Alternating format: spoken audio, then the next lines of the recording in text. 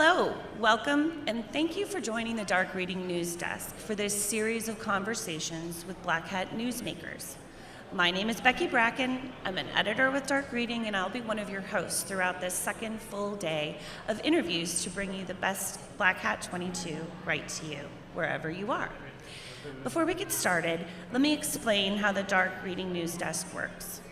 We'll spend today, the second day, talking to dozens of researchers selected to present at Black Hat, as well as cybersecurity professionals of all stripes, to try to capture Black Hat USA 2022 along with the people behind the headlines.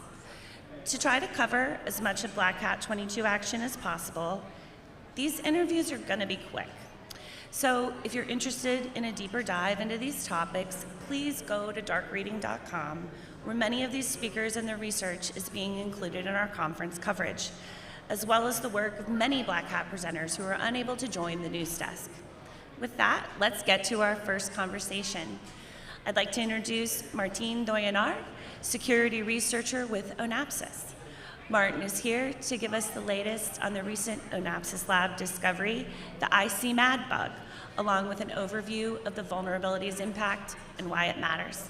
Thank you, Martin, for stopping by. We appreciate it. Sure. Hello, Vicky. So let's just get into it and go ahead and start talking about what is the ICMAD bug and why did you decide to research into this and how did you find it?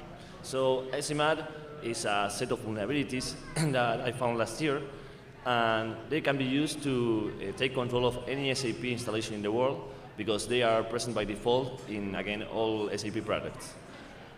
Okay, and so what is the impact? What kind of vulnerability is it? So these vulnerabilities can be exploited with something that is called HTTP smuggling. So you can modify the behavior of the HTTP server and the responses that a client will receive, and therefore this allows us to hijack any user session and any user's credential. So the impact is quite critical, and this allows attackers to take control of SAP systems in any place in the world. How did you find it? So I find it by understanding how this HTTP server works, and I combined that with my previous research, which I did last year about HTTP smuggling and HTTP response smuggling, which I presented in DEF CON last year. And combining both ideas, I was able to understand how to leverage some low-level vulnerabilities, and that will allow any attacker to take control of a system. So what do security teams need to know about this vulnerability and the potential impact it can have on their...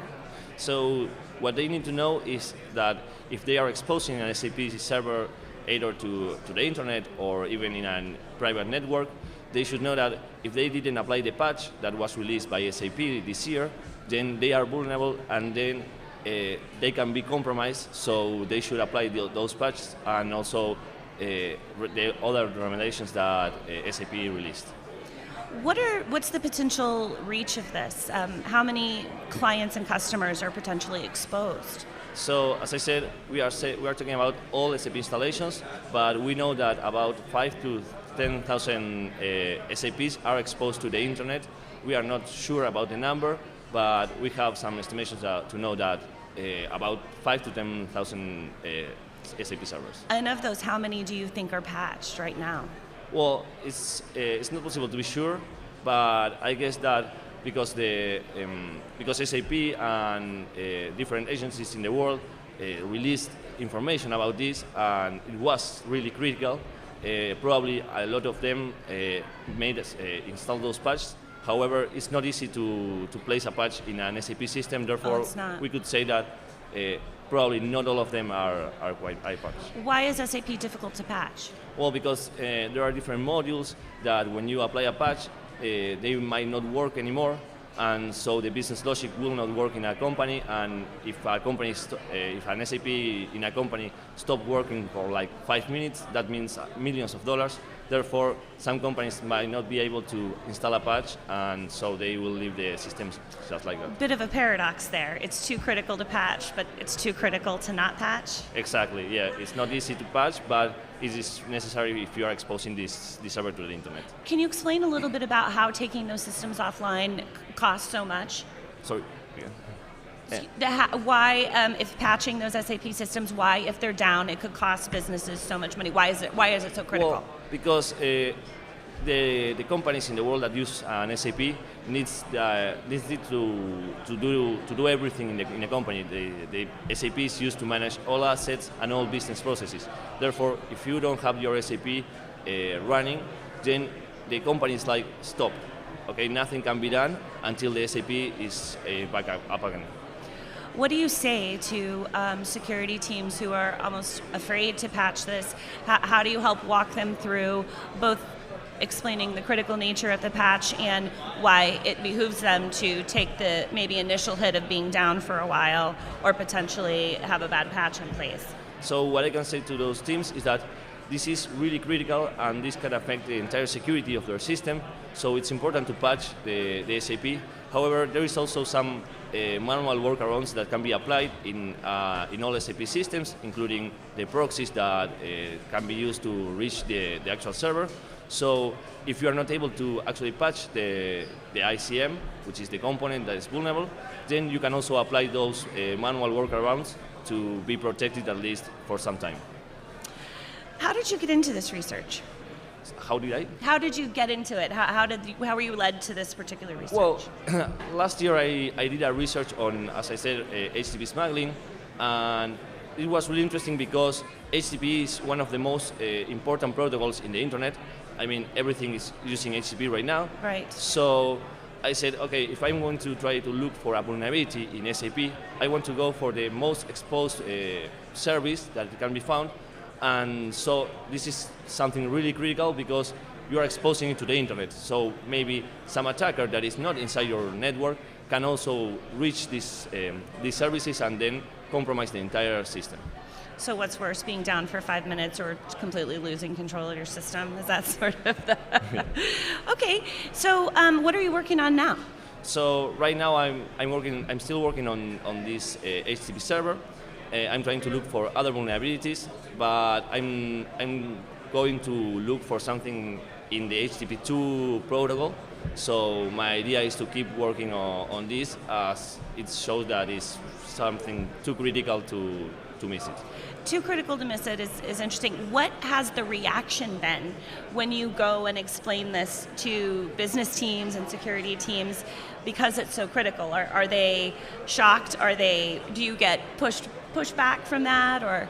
Well, so it's not easy because to understand why it's critical, you need to understand the vulnerabilities and the exploitation technique, and these techniques are quite advanced. They are not simple HTTP exploitation techniques. Therefore, sometimes it's not really easy to explain this even to the SAP teams. When we reported these vulnerabilities, we need to explain a lot and to place every detail so that they could understand why this is critical. Before we go, I know your talk was yesterday and it was very successful. Can you tell us what you hope the main takeaway from your briefing was for the audience? So my idea was to show that it is possible to exploit some vulnerabilities that in the past were not exploitable actually because they were too complex. And so with these new techniques and with this advanced HTTP exploitation, it is possible to actually take control of a system. And so I would like to see that other researchers keep looking in HTTP servers and can use the same techniques to actually leverage this and to show the world that the vulnerabilities they found are really critical. Great. Where can we find out more if people are interested in getting a deeper look at this topic? So you can go into the ONAPSIS webpage. There is a lot of information there. I also posted the white paper. It's going to be in Black Hat's URL. And so you can find anything you want in either of those places. Great. Well, in our last 30 seconds, is there anything today you're looking forward to at Black Hat? Is there anything you're going to check out? So I'm just going to go around to see some booths and also some talks that are really interesting. Excellent, excellent. Well, thank you, Martin. We very much appreciate it, and we very much appreciate you sharing your insights. Thank you. Thank you. Thank you very much. Before we get to our next guest, I'd like to remind everyone that these conversations are just a taste of the deep technical information being presented here at Black Hat USA 2022. This year, the conference will have more than 100 briefings and more than 88 technical training sessions.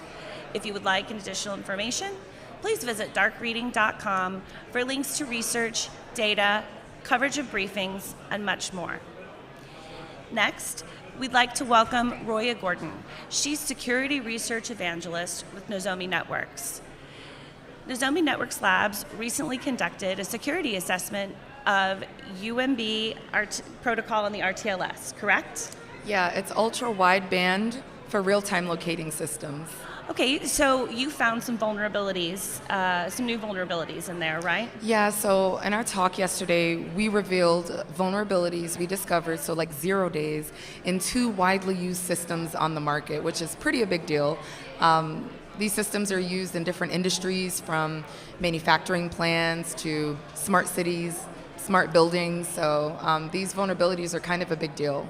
So when we talk about infrastructure, shoring up infrastructure and infrastructure cybersecurity, this is sort of right in that wheelhouse. Yep, exactly. So tell me about the kind of environments and the kind of exploits and the kind of damage that threat actors could potentially do. Yeah, so we talked about 3 main scenarios where a threat actor can exploit the vulnerabilities and launch pretty serious attacks. Okay. One is with eavesdropping on the network traffic in order to track someone or stalk someone. So a threat actor can launch a man-in-the-middle attack and essentially see movement within a manufacturing plant to kind of show where people are, where assets are, and things like that. The second scenario we talked about was contact tracing, like used in COVID-19. So a threat actor can manipulate tags to show that you came in contact with a COVID positive person or you didn't come in contact with a COVID positive person. So say I had COVID and you didn't, and we came in contact, they can manipulate that to show that we never came in contact, and then I wouldn't be notified that I had a COVID encounter. So sort of the impact of that would be to not alert people, maybe to help promote the spread in an area that you would want to do damage to. Or it could be the opposite, where we didn't have contact, but they show that I did, like, oh, hey, you had contact with COVID, even though I didn't, and now that could also, like, I'm quarantining, and that could affect the workforce. So that was a pretty big scenario. And then our third scenario was geofencing, which is probably the biggest deal because it deals with, like, worker safety in, like, a manufacturing plant, industrial environment. So there's geofencing zones. So if a worker is within a certain zone where a dangerous machine is operating, the machine's going to shut down. Now, threat actors can manipulate and exploit the vulnerability discovered to move the tags outside of the geofencing zone. So it looks like no one is even in that area, and then production will start, the machines will start, and someone could, really get hurt seriously. So we were able to, do those attack demos yesterday to show people the seriousness of these, the vulnerabilities discovered. It's interesting because this really seems like an excellent example of where cybersecurity can have actual physical manifestation and do physical harm. Yeah, the main takeaway from the talk was you can't have safety without security. So yeah, being in OT, IoT, industrial control system, cybersecurity, everyone's focused on safety, but I'm like, hey, you kind of need to focus on security in order to be safe. It's not one or the other. It kind of goes hand in hand. Maybe security teams need those. It's been 0 days since our last incident, kind of things like that. Yeah. So what can security teams do in their industrial environments to help protect against these sorts of attacks? Yeah. What we've just been telling everyone is to, do the normal research, right? We were encouraging, like, security researchers, like, continue to research technology, find 0 days. Don't just assume that security standards cover everything. So kind of do the due diligence with the assets that you're using. Thankfully, with the team that we have, we literally work with vendors in order to do this for them. Because again, vendors, they're overwhelmed.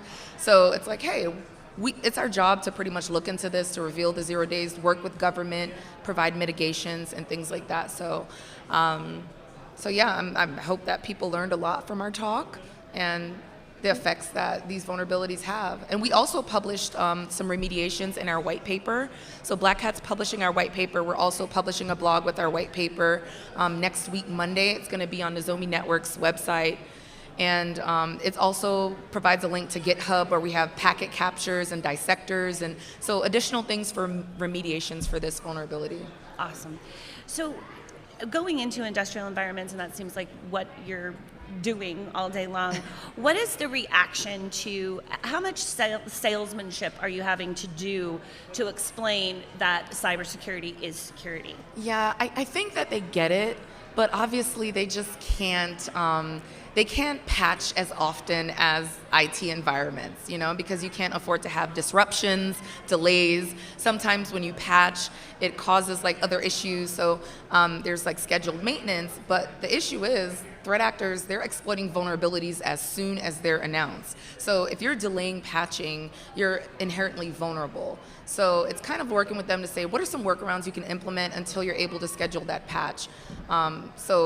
It's kind of a little bit easier now, and I hate to say this, but with all the attacks that's been happening, like Colonial Pipeline, everyone's now starting to pay attention, like, yikes, we probably should be, implementing more security protocols within these environments. So they know it's out there. They know it's a real threat. Yeah. You're not having to sell them on. Yeah, because they've seen it happen. There. Like Ukraine's grid got shut down, and Colonial Pipeline, and things happening at petrochemical facilities, and then with InDestroyer 2 and InController and ICS-specific malware, it's like no longer convincing them. It's just working with them to figure out, okay, how can we help you become more secure? So along that line, with all of the really funding and with all of the attention being paid to shoring up our infrastructure, shoring up industrial systems, are they, as an industry, do you think they're moving? I'm sure legacy systems and investment in their own mechanism and their infrastructure is huge. So as a general feeling, are you seeing them turn? Yeah, absolutely. So yeah, when you mention legacy systems, that's kind of been the big issue, because in industrial environments, these systems, they're made to run for like 20, 30 years. There was no security in mind. And then now that they've already been a part of these environments, you can't then just, take out everything and then put in new technology. So you have to kind of layer security. But now, Nozomi, we've partnered with a lot of vendors where they're embedding security into these new technologies, which is exactly the direction we want everyone to go in. Like embed security at the device level. And then you layer it, because it's a whole layered security technique. But so yeah, I'm starting to see like a lot of changes. I'm starting to see the industry becoming receptive. And it's good. And now with coalitions with the government and private sector, we're working together to make sure that policies are sound and feasible. So the government isn't just saying do this, and then industry is just like, how the hell are we supposed to do that? Hopefully I can curse on here. But yeah, so they're working with private sector to say, hey, is this feasible for the industry to do? And then before just putting out policy. So I see the industry going in a great direction. It's collaborative. And yeah, I think we're more secure now than we have been before. And this is off your research, but I'm interested to get your take on this. Do you see, as you talk about government and coalitions and groups coming together, do you see more regulation coming? I mean, do you anticipate that someday these industrial systems are going to be mandated to have a certain amount? Absolutely. How will that shape out, do you think?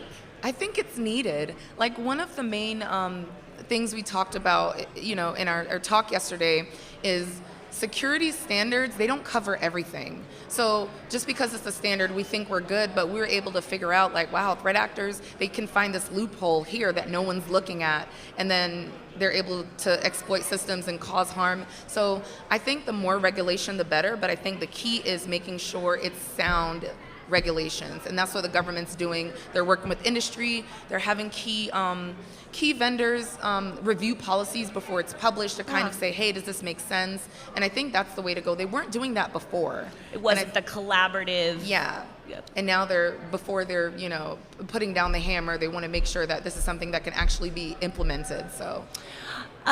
Okay, so I'm going to ask you this, and you don't have to answer if you don't want to, but Okay. what percentage of industrial environments that you go into do you see getting it right?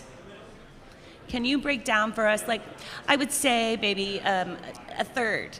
Would you say, or are any of them really completely up to their security standards where you think it needs to be? Kind of where are we? Yeah, I wouldn't, I think just industrial environments as a whole is just behind other industries. So financial sector, they're pretty secure. They've been having regulations for a long time. Yeah. But then now we're starting to, catch up. And then even like the electric sector, even nuclear facilities have kind of, they're a little bit more ahead than like maybe oil and gas and, other types of critical infrastructure. So There's a little bit of a lag. I can't say it's like 1/3 or 50%, but with industrial control systems being used in several environments, so you can have the same like PLC or different ICS can be used in a manufacturing plant, in oil and gas, and nuclear power plants. So it's hard to kind of say which industries are more or less secure. I mean, they're all using the same devices. It's going to pose the same, issue if the vulnerabilities are exploited. So, all right.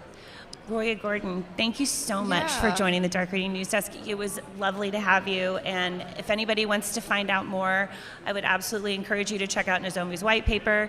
Darkreading.com will also have coverage of all of her talk and her information. Yeah, thanks for having me. Thank you. Okay.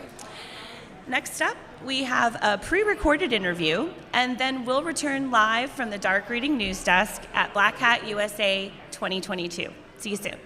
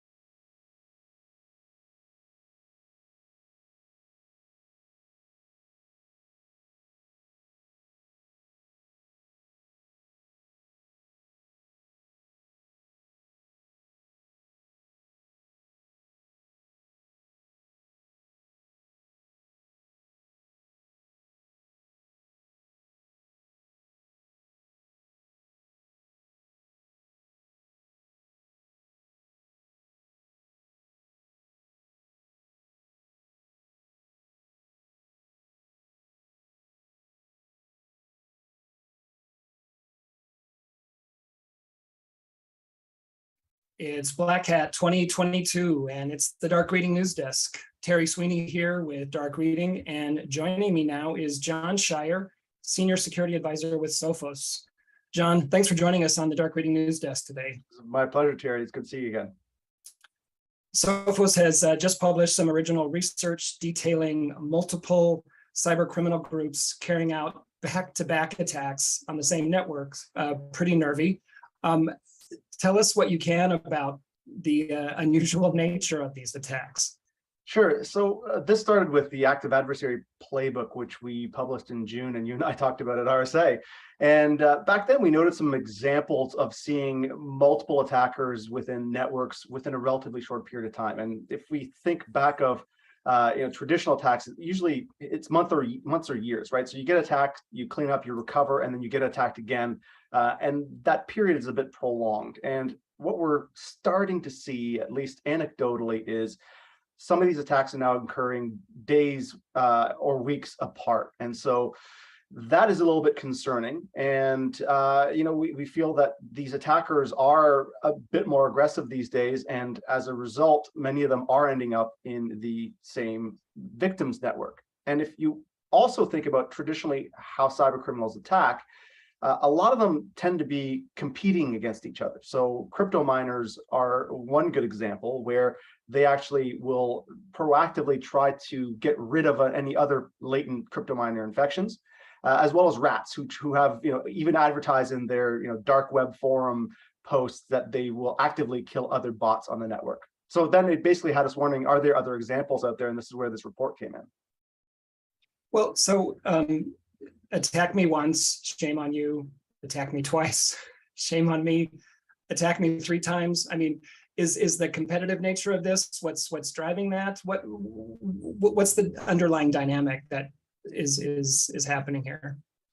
Well, with this particular report, we outlined 4 case studies, right? There's different ways that these attacks present themselves. And one of them was an exposed RDP server that led to 2 attacks just coming in the front door essentially in 5 weeks. Another one was a ransomware affiliate using 2 different kinds of ransomware strains.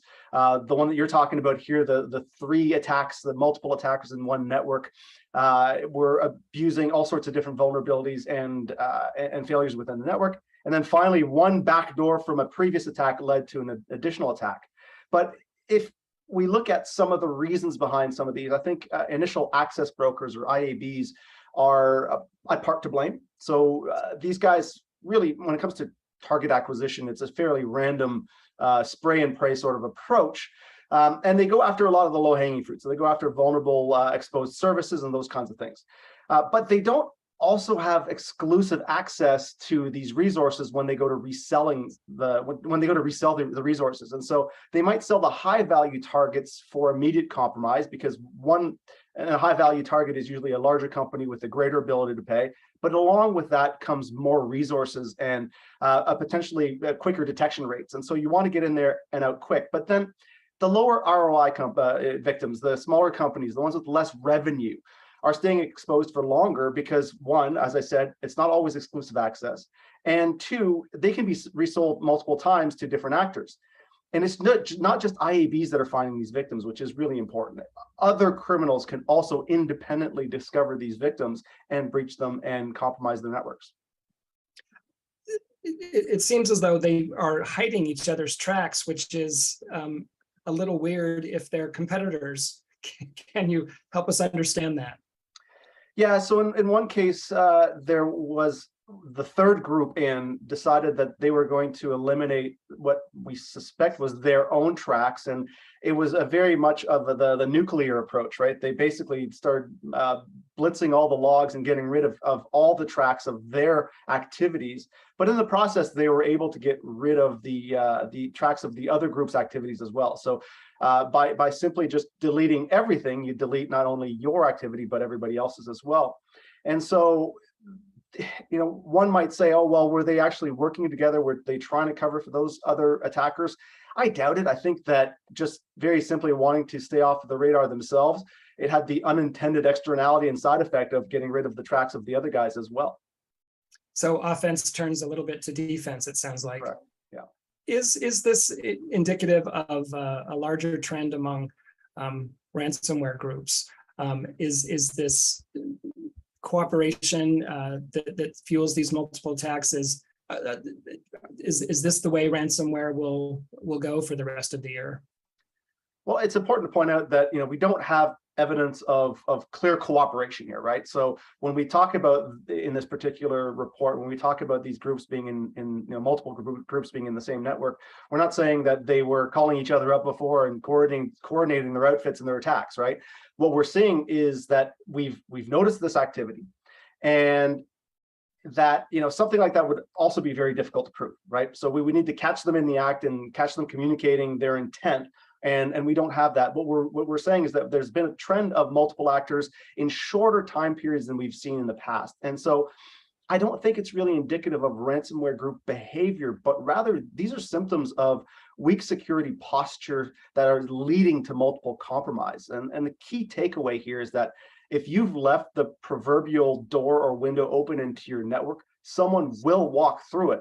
And we're effectively taking the old InfoSec aphorism of it's not a question of if, it's not a question of if you'll be attacked, but when. And we're kind of adding how many times to the end of that.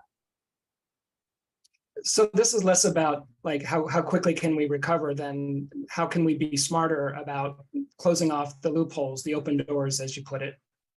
Exactly. So with a lot of these companies, the root cause, the initial way in is an exposed service. It's an unpatched vulnerability. It's credentials that have been stolen and reused, but they lack MFA, multi-factor authentication, and therefore the criminals are able to just simply use those credentials to get in. So there's a bunch of different ways that this presents itself. But if you're leaving, as I said, these proverbial doors and windows open, where you're making it a lot easier for criminals to get in by providing them that access, then I don't think it's a surprise, given the nature of how targeting occurs these days, which is very much, it starts with a lot of scanning for vulnerable hosts. Given that the nature of target acquisition, it's not surprising that multiple attackers are discovering the same victim. Anything beyond basic hygiene to offer viewers with regard to prevention or protecting themselves against these kinds of threats? So if we look at, as I just mentioned, the way that these guys are getting in, they're going to exploit vulnerabilities. Especially when an exploit proof of concept is available. They're capitalizing on unpatched systems. They're taking advantage of configuration mistakes, and a configuration mistake could very much be you forgot to turn on MFA, right? You forgot to turn on that multi-factor authentication. So to your point of doing the basics, that is ever present and ever important. When it comes to recovering from ransomware attacks specifically, you really need to have your backup game solid, right? You want to make sure that your backup strategy, the old 3-2-1, like three different copies, 2 different media, one of them preferably offline and off-site. You want to test that to make sure that you've got reliable and high fidelity backups, because those are really the best insurance against one of these types of attacks. And then most importantly, you're going to want to have a specific response plan for a ransomware attack. You'll want to know who to call, what systems to isolate, how to protect the rest of the network. And importantly, if your network is encrypted, and if the digital copy of your response plan is also encrypted, you might want to print out a copy and put it in the safe as well. John, thanks for the updated snapshot of the ransomware landscape. Always a pleasure. Thanks for doing Dark Reading News Desk today. Great, thank you, Terry. We've been talking with John Shire of Sophos. This has been Terry Sweeney for the Dark Reading News Desk.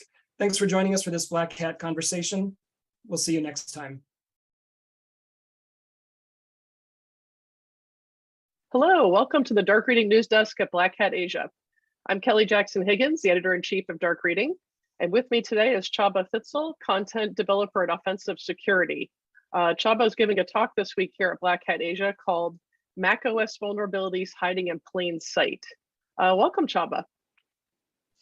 Thank you, Kelly. Welcome, everyone. Great to have you.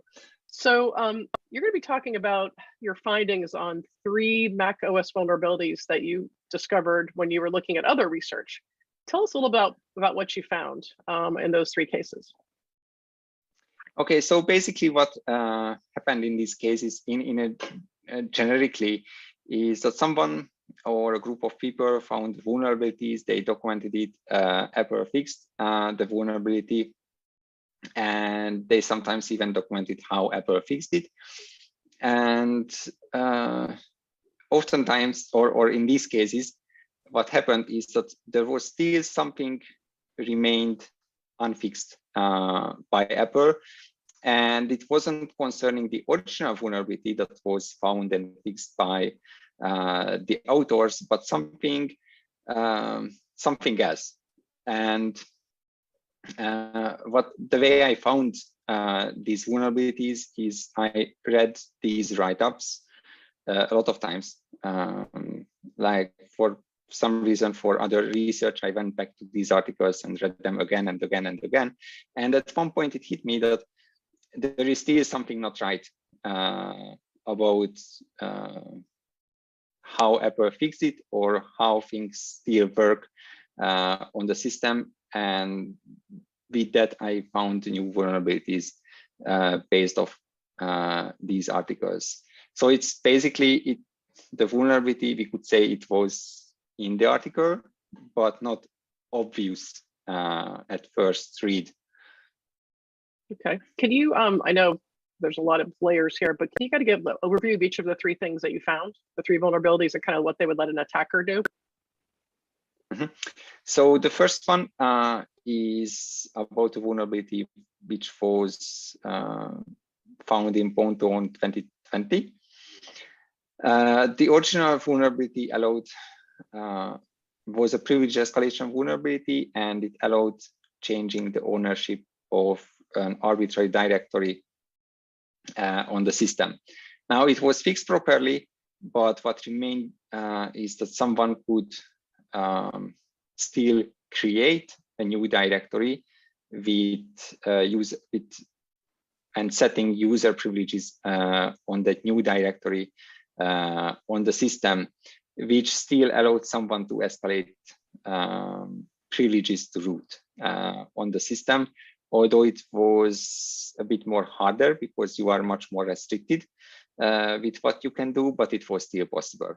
So this is one. Okay. The other one is also related to a Ponto finding, but from 2017. Their team found a vulnerability in the disk arbitration service, which allowed them to escalate privileges to root. Now, this was a logic bug as well, just as the previous one. And Apple fixed this, but what happened is that the disk arbitration service was also responsible for verifying if the calling process that talks to the disk arbitration service is sandbox or not. And this sandbox verification had the exact same logic flow as the privilege verification of the calling process. So although the privilege verification was fixed properly, so that's done, the sandbox verification wasn't, or I would say it was introduced by Apple later in the code because it wasn't there at the time of Ponto in 2017. And it allowed someone to escape the sandbox using this arbitration service.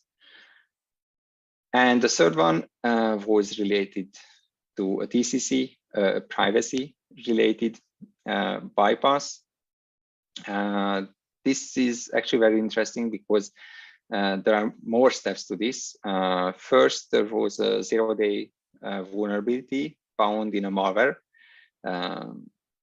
and Apple fixed that vulnerability. And then Mickey Jean from Trend Micro found a new vulnerability in TCC based on what the malware did. Apple came and fixed this.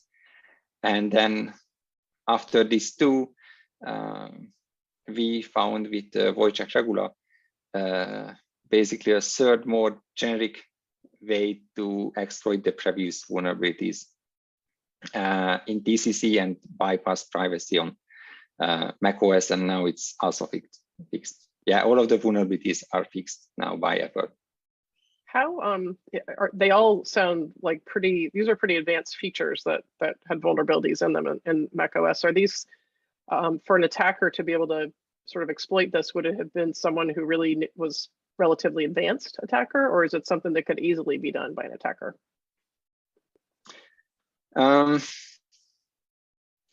It's tough because I think any vulnerability is easy once you find it. Like people find vulnerabilities in, I don't know, OpenSSL, which is like open source for over 20 years, and people still find issues in the source code. So on one hand, yes, if you find the vulnerabilities, then yes, you can utilize these as an attacker. On the other hand, there are many security features on macOS that you actually need to bypass in order to like fully exploit the system. And I think a good example for this is any of the previous bound-to-owns, even the ones I mentioned here, that from, for example, the 2020 bound-to-own exploit chain, they had to chain 6 different vulnerabilities to compromise macOS from Safari, from a browser to the full, like a kernel-based exploit. And I believe the 2017 one, it might have not been like 6-step, but also quite a few step exploit chain to fully compromise the system. So it's not, so yes, someone can do that. So I think, and yes, you can do that. But you also need to find a lot of vulnerabilities to actually fully compromise the system nowadays, which is good. Your research kind of raised an interesting theme that there's kind of more sometimes that meets the eye when you see a vulnerability. Is kind of what I'm taking away from it. Is that if that's a good takeaway? So once you dig into like one vulnerability, you may find other things. And I'm assuming this is not unique to Apple, right? This is something in general with software that happens, and you are, just because you're laser focused on Mac OS, you're finding these kinds of things. Is that is that my smart takeaway on that? Or is there more to it? Yes, I think that's a really generic approach. So I think we can do, as vulnerability or bug hunters, we can do 2 things. If we find the type of vulnerability, we can take that vulnerability and try to apply it in other places on the system or other applications.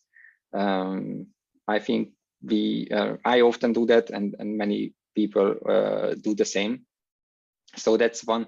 So when we try to apply the same vulnerability or the same idea kind of horizontally on the system. And the other thing is that if we found a vulnerability, if we keep focusing on that one and try to explore every little detail about maybe the vulnerability or that service, we can find other stuff there as well. So we can, it works to go down the rabbit hole more and more, and we can dig out some new stuff.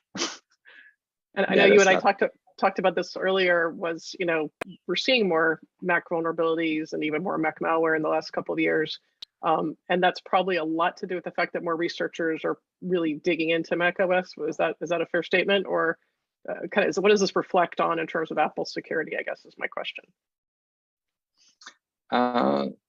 So, okay, there are 2 parts to this. I think macOS popularity is growing, and because of that, more and more people are starting to focus on macOS, both as researchers and both as malware writers. So that's, and I think Apple has a new security bounty program now for the past couple of years that also helps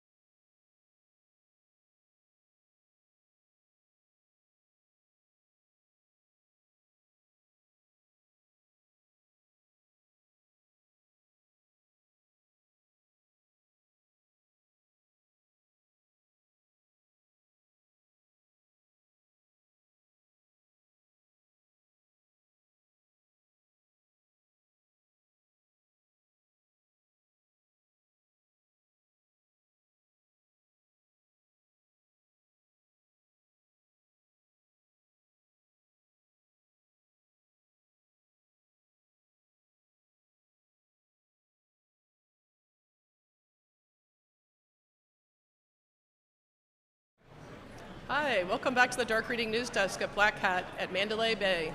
I'm Kelly Jackson Higgins, the editor-in-chief at Dark Reading, and I'm really happy to be with you here today to share some more interesting insights about the industry. And with me today, on that note, is Brian Monkman, the Executive Director of Open Testing organization NetSec Open, and Amritam Padatunda, the Senior Product Manager for Keysight Technologies, which is a member of NetSec Open. So just to get started, Brian, a lot of folks may not know what NetSec Open is. Can you tell us a little bit about what the organization is and what it does? Sure, but first off, thanks for inviting us, Kelly. Absolutely. It's nice to be here. So NetSec Open is a membership organization, essentially a business association made up of test labs, security product vendors, and test tool vendors. And the goal of NetSec Open is to create a set of open standards that will benefit the industry as a whole and provide enterprises a series of reports that you can compare, on an apples-to-apples basis, as opposed to the disparate landscape that there is out there right now from a testing point of view. So I know the testing area has been pretty fraught over the years in terms of fairness and just different interests. How do you all kind of work around that? We work together.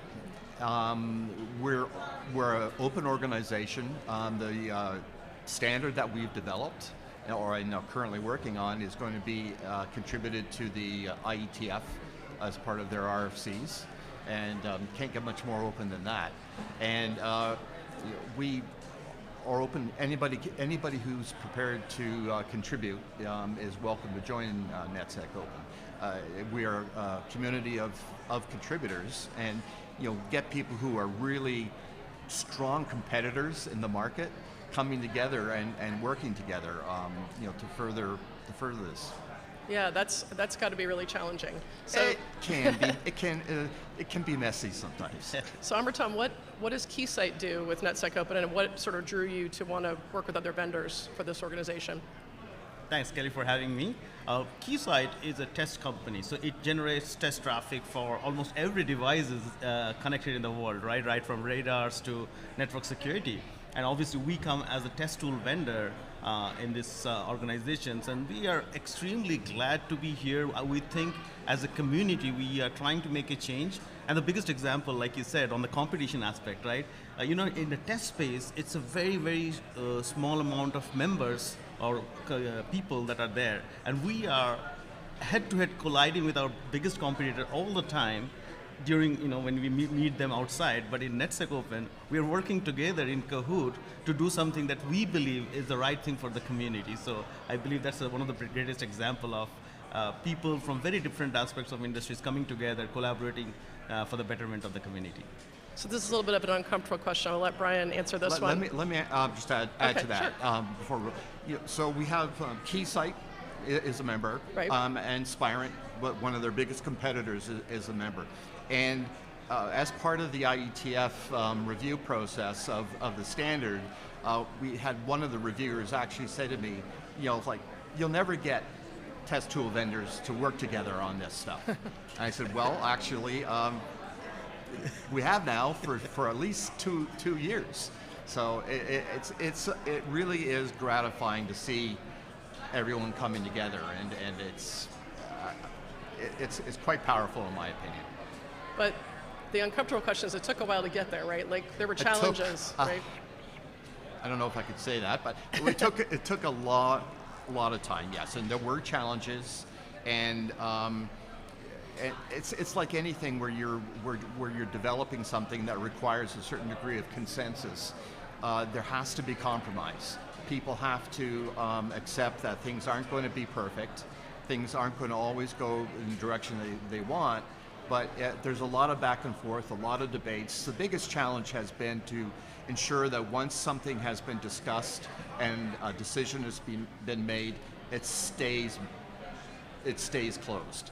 And that's been one of the challenges, and not relitigating things all the time. And just to add on top of it, what we are trying to create is new test standards for application and security, right? And these standards have not been either existing or the ones that are there, like 3511 or 2544, which has some level of traffic generation, are like 18 to 20 years old.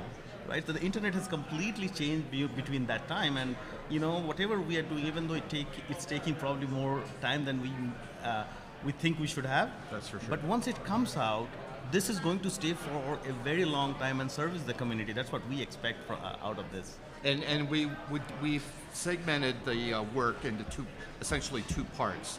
The performance testing part, which really won't probably change all that much over the course of time. And then we've intentionally not put into the standard anything related to security, because we don't want to write a standard or back ourselves into a corner and not be able to evolve the security testing on a quickly, because as well as I do that nothing is static when it comes to security these days. Absolutely. So you guys started with next generation firewalls, right? So tell me where that stands in terms of the testing and kind of what your next product sector or product category is you'd like to test. So we've done some initial testing already. We got probably something like 10 certification reports up on the NetSec Open website. We're getting ready to go into production of the latest go round, and the latest go round will have about maybe 15 to 1,600 exploits, a couple thousand malware samples. We'll have evasion techniques that we'll be testing against. We will be verifying that not only can the products handle mitigating all of these issues, we're also going to stress the bejesus out of these products and to make sure that they don't fall over. So that's the next step. And that we're hoping to go live on that sometime around the end of September. And included in the vulnerability sets is a significant number from the CISA vulnerability catalog. So. And just to add on top, so this is on one segment of the industry. We want to be holistic and follow the 8-ball, right? Right now if you see the floors, SASE, Secure Access and Services, Zero Trust Network Access, SD-WAN, they're all coming up. And Brian, I, and all the community members are looking at what are the most important next technologies that are evolving, and what kind of standards are needed, what kind of differentiated standards are needed to truly test, let's say, a Zero Trust Network Access or a cloud security system. So definitely the research is going on in parallel around that as well. Yes. Do you have a next one in line for sure yet, or are you still talking about it? Or we're pretty much have a clear picture is starting to emerge. But we need to cross the T's and dot the I's before we go formal and announce anything. So in terms of like the testing results for enterprises, for example, how will that information get to them? How can they get access to it? And how can they actually use it in their buying decisions? Because that's the bottom line here, right? So they can see, besides what the vendor's telling them, how they're really performing. This is one of the strong points of NetSec Open, is that our mission is to be open. Our mission is to not put up a paywall or even a registration wall in front of the reports. So you're going to have the labs will produce testing reports, and then the NetSec Open certification body will take the test results and all that and craft their own certification report. And all that will be freely available off the NetSec Open website. Additionally, there's a requirement that anyone whose product is certified has to make available the configuration information of their products available to people who are interested in them. Now, those won't be posted on the website, but they will be available if people ask for it. Okay. And just to add on top of it, one of the unique features of this whole organization also is that if I am a vendor, right, I always want my tool to be shining the brightest. Absolutely. It's extremely difficult to do that univocally, right, without your tool being actually there, because there are so many watch guards sitting around making sure that everybody does what is right for the overall community, not for individuals. So I always take out my Keysight hat when I come in here and put up my NetSec Open hat and speak only things that benefits the NetSec Open rather than specifically looking at my selfish purpose here. Yeah, one of the favorite common phrases when we are having discussions on the standards work is someone will say, taking off my insert company name hat and speaking as a community member, this is my thinking. Excellent. And it's really good, and it's very challenging sometimes. But the people that we have working on this effort are all incredible and very passionate. So what happens if a vendor's product doesn't perform as well as they had hoped? And how do you still are going to report it? How do you? So then, again, another key difference between us and some other organizations is that the security product vendor is always in control. And that, so up until the date that the report is published, they can withdraw from that process at any time. Okay. And because a lot of the security product vendors early on, the common phrase I heard was, "We don't want to feel like there's being a gun held to our heads," and and that happened frequently with other organizations. So we're definitely making sure that does not happen with NetSec Open. And I know part of the issue with a lot of the previous testing models were the types of configurations weren't standardized, right? Like we didn't always know how each vendor was setting up the different parameters in those settings. But you all have that standardized, right? When they go in, is that? So there will be differences as far as how those individual security products are going to be set up, because everyone architects their products differently and all that. But we address that by saying to the security product vendor, your configuration has to be locked down at the beginning of testing. If you have to make any changes to a configuration as a result of an issue with testing has to restart. And as I said before, security product vendors also have to make available to NetSec Open to store and then provide to anyone who asks the configuration of the product that was tested. So the theory is that anybody, reasonably competent individual from a testing point of view, could take that configuration and reproduce the results. That's the goal. Have you gotten much feedback from the enterprise community on what you're doing, and are they giving you advice on what they want to see in test results? Not as much as we would like.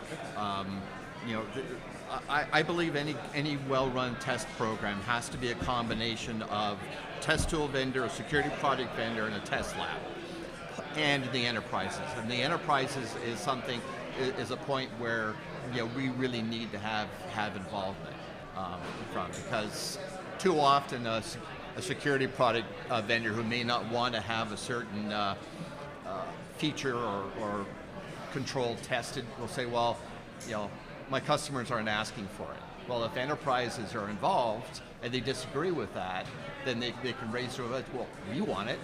So it's important to the community to have enterprises involved, and that's one thing I would like to see happen. Do you know how you would get that? Well, I mean, integrated? they can certainly email info@netsecopen.org if they're interested. Go to our website, which is shameless plug, www.netsecopen.org, and there'll be information there as to how to reach out to us. It would certainly be something we'd be interested in. And I'm looking at setting up an enterprise advisory group, so people can participate but not necessarily have to commit to weekly meetings or something like that. Can you talk a little bit about your testing architecture and the infrastructure? And do you have like a home base where there's a specific testing site everyone goes to, or is it more distributed than that? It's more distributed. We have accredited test labs. Currently we have 2 accredited test labs, and another one is coming on stream. We have one located in the northeast of the United States, another one in Berlin, Germany, and another one that'll be coming on is located in the UK. How do you all interact with that from Keysight's perspective, the actual testing? So for us, it's all about empowering all the labs to get done whatever it is written in the standards, right? That's very important for us, because ultimately as a test tool, we have the onus of generating the traffic that would give all the results and reports that comes out, and we have to ensure that we work across the aisle with our #1 competition and ensure that both of us are doing the right thing what the standards specify, and also providing the labs all the needed hardware, software, features, functionalities that they need to do the testing and get the results. And all of this is done voluntarily, which I think is very unique, because For us, it's a lots of hours of actual work that goes in as a test tool to prepare those test configurations, features, functionalities, and get it through to the labs so that they can do the testing. So one thing that Amritam is too modest to talk about is that they have provided test kit to all of the labs that are involved with NetSec Open at no charge. Oh, wow. Spirent has done the same thing. But what has gone on behind the scenes in the development of the standard is there's been hundreds of man hours undertaken to develop the standard and also vet and verify all of the test requirements using the test gear. So there are multiple testing organizations out there besides I'm you sorry, all. say that again? There are multiple testing organizations out Yes. there today still. You got AMSO, you've got AB Comparatives, MITRE's ATT&CK model. How do you see your testing kind of playing with those? Is it something that enterprises would have just multiple test sources to look at, or do you anticipate kind of somehow integrating or complementing them? So currently NetSec Open does not get involved in the contracts with the individual labs and the security product vendors. And so they set up a contractual relationship between them. Enterprises, by the mere fact that we have standard, published the standard under the auspices of the IETF, will be freely available. So they can validate everything themselves, and tweak things in such a way to be much more conducive to their own environment and what they want to see. One of the things that we've been working on is developing traffic mixes to address the needs of particular market segments. Right now we have a healthcare traffic mix and an education traffic mix. That's been the most challenging area in bringing the test tools in line. And because of the way the test tools are architected, there is some differences. But the interesting thing about that is both Spirent and Keysight have said that they will co-author a white paper explaining these differences and help the end user, the enterprises and all that, understand the results and put it in the proper context. And this white paper isn't going to be a once and done thing. It'll be updated on a regular basis because the goal is still to try to bring everything in line. Also, just to add a little bit on top of that, what NetSec Open is doing, in my opinion, is filling up the gap. So what MITRE is doing, MITRE has their own place, which is amazing, but next generation firewall testing, which would be, again, next would be cloud network firewalls, secure access and services, SASE testing. These are all things that you would not find an open standard right now. There is no open RFC to see how the testing needs to be done. So we are trying to fill up those gaps that exist in this industry right now, and that's our priority. So this is another sort of million-dollar question. You've focused on network security specifically. Yep. Do you see yourself going up the stack? You mean more to the more host-based? Yeah, and even security? like cloud-based. You touched on cloud. Well, cloud, yes. Yeah. Absolutely, Okay. yes. But that's a pretty large fire hose to be drinking from. Yes, it so is. we're actively talking internally as to how we're going to approach that and where we're going to focus our efforts. Because remember, almost everyone involved in this effort, it's all volunteer work. Right. I mean, they still have a full-time job, they still have to do their regular job, but they do this on top of that. Yeah, So- and you're probably involved in other groups too, not just this one. Your standards bodies and that's exactly. a lot. Yeah. So we're getting to a little bit to the end of our segment here, so I wanted to just get both of your thoughts on what's kind of next and what enterprises who are interested in this, like how do I get access to this information, what they should look for from you and how to use that information that they get That's from your testing. actually something that we're going to be providing in this next go around, as far as with it once we go into production, is how to interpret what they're reading. Yes. And because presenting numbers and a report and all that isn't enough. You need to also have something more robust than an FAQ, but something maybe not nearly as detail oriented as a white paper. So we're definitely working on that. Great. As somebody who has been testing throughout his life, what I see is that there is no one product that is the best and there is no one product that is the worst. Yeah. There is no single answer or one-liner or points that you can say this is 100 points and this is 78 points. So as enterprises, they need to look at what they need most. Are they looking for high performance in their data center? Are they looking for maximum security? Where exactly they need the balance? And sometimes the answer might be they need 2 or 3 products to achieve their common goal of high business access, high performance, and better security. And that's what we are showing. We are not saying, it's not a comparison, it's not a fight here, right? It's just pure data based on traffic generation, and everything is out in open so that enterprise can take their own decisions based on that data. Excellent. Well, Brian and Amrita, thank you so much for your time. This is really interesting. It's a really important area that this industry has needed for a long time. So it's exciting to hear that you're making so much progress. So thank you so much for being with us today on the Dark Reading News Desk. Thank you. Thanks a lot. Thank you.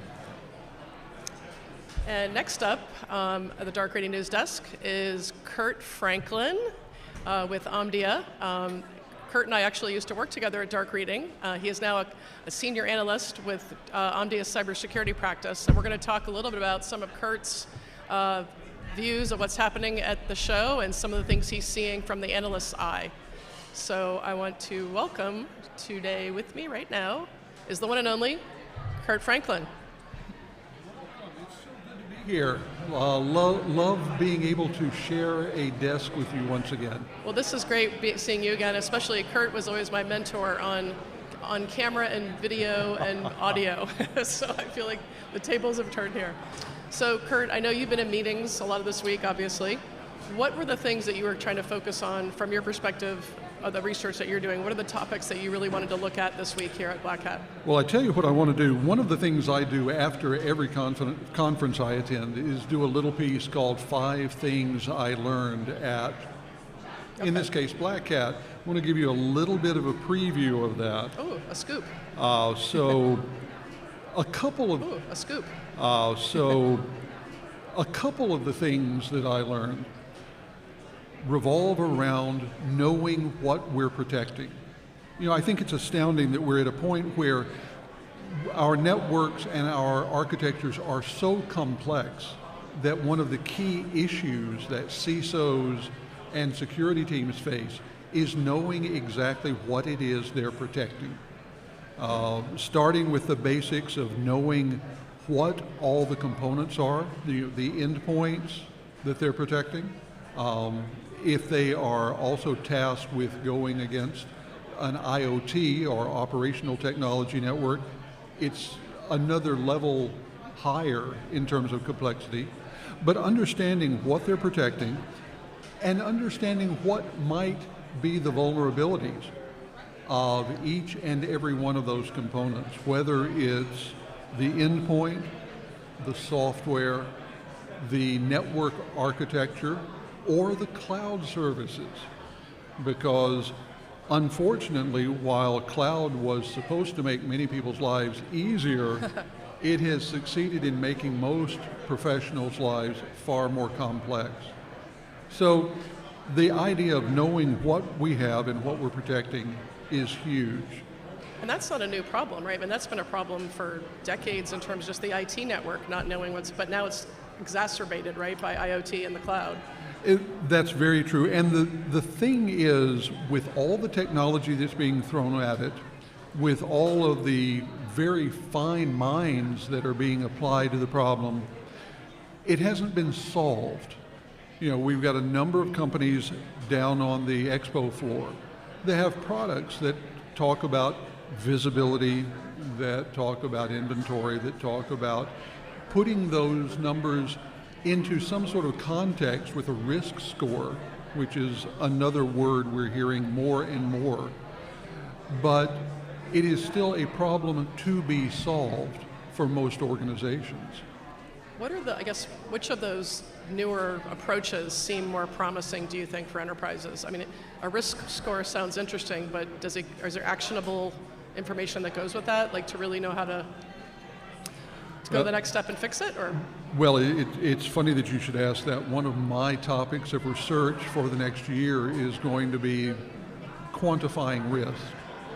And it's a multi-level, multifaceted problem because there are all kinds of processes, technologies, services that will look at a piece of your IT puzzle and tell you about the risk. And they'll usually give it a risk score of some sort, whether it's numeric or a letter or something.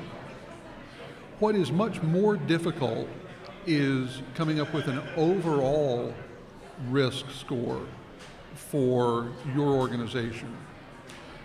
If you want to put that risk in the context of the business, so essentially put a dollar figure to the risk, that's another level of complexity. And if you want to compare your risk posture to the risk posture of your competitors or the other organizations in your business sector, that's virtually impossible because everyone is speaking a different risk language. So there's, again, the good news is that we're looking at that and people are solving different pieces of the problem. The bad news is that it is still a problem to be solved across the entire industry. This just seems like it's the heart of the problem, right? I mean, if you don't know what's out there, what you're securing, and if it's vulnerable, it's your weak points, right? That's just weakness. So what about just sometimes when you find out that something's vulnerable, but it's not necessarily exploitable, that whole line? How do you walk that line? That's something I've talked to several companies about while I've been here, because it's one thing to have a vulnerability. Right. It's another thing to know how severe the vulnerability Exactly. is. But it's a third thing to know how exploitable the vulnerability is. And the great example has been the speculative execution side channel vulnerabilities, which on the one hand afflict, let's call it everyone, and if they are exploited, they can be highly damaging, but they are devilishly difficult to exploit. Right. And so for most organizations, let's be honest, if you are not the target of a nation state actor, then you probably don't have to spend a lot of time worrying about it. There are other issues that will hit you far earlier than one of those. And so it's good that many of the technologies we see being shown here at Black Hat do talk about these three areas, the vulnerabilities, their severity, and the extent to which they can be exploited. And that lets you know just how much you should worry about a given vulnerability and, frankly, how you should prioritize it when you're deciding where to put your assets to solve problems. That's just such a practical way to look at it. I wish we were there in the industry, but we're just not there yet, right? I mean, that's definitely the goal. So I got caught off guard yesterday. Someone asked me what the main themes were here at Black Hat, and my head goes in a million directions because I'm thinking of all the different things that I would be looking at. Are there maybe one or two things that you kind of take away from this week that the show really did kind of highlight the most? I think we can put it into three words. Visibility, which we've already been talking about. Okay. Risk, which is a way of talking about our sense of vulnerability in ways that others in the organization can understand. And the third is automation, because exploits today move at a speed that is not a human speed. I was talking to someone yesterday and said, realistically, if your response to a malicious payload is to alert a human analyst and have them act on it, by the time that alert is delivered, the exploit has already gained persistence on your network. The exploits and the malicious payloads move so rapidly that they cannot be effectively dealt with on a human time frame. So automation is required to augment the effort of those humans who are still critical in the organization, Right. Not least because we know that depending on who you talk to, we are short between 500,000 and 750,000 security professionals around the world.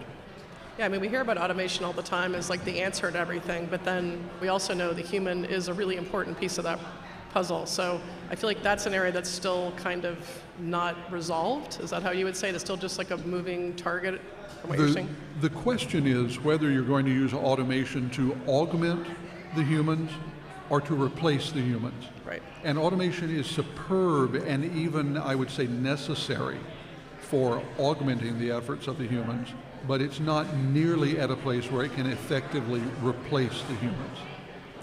So that just makes me think about the SOC as we knew it has changed a lot, especially the last 2 years, and that's an area that you look at closely. Can you share any insights on sort of what the SOC is going to look like in the next year? Is that whole concept of the way we had it before the tier 1 to tier 3 gone, or how would you? Well, I think what we're seeing in the SOC is the same thing we saw a decade ago in the database server and the application server. The question is not whether it's going away, but where it will be.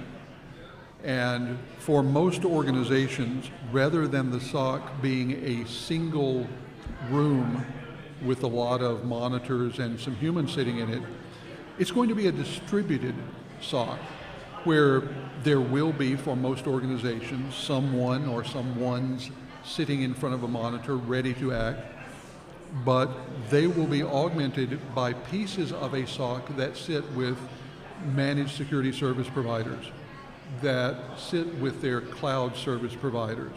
So you have a widely distributed cloud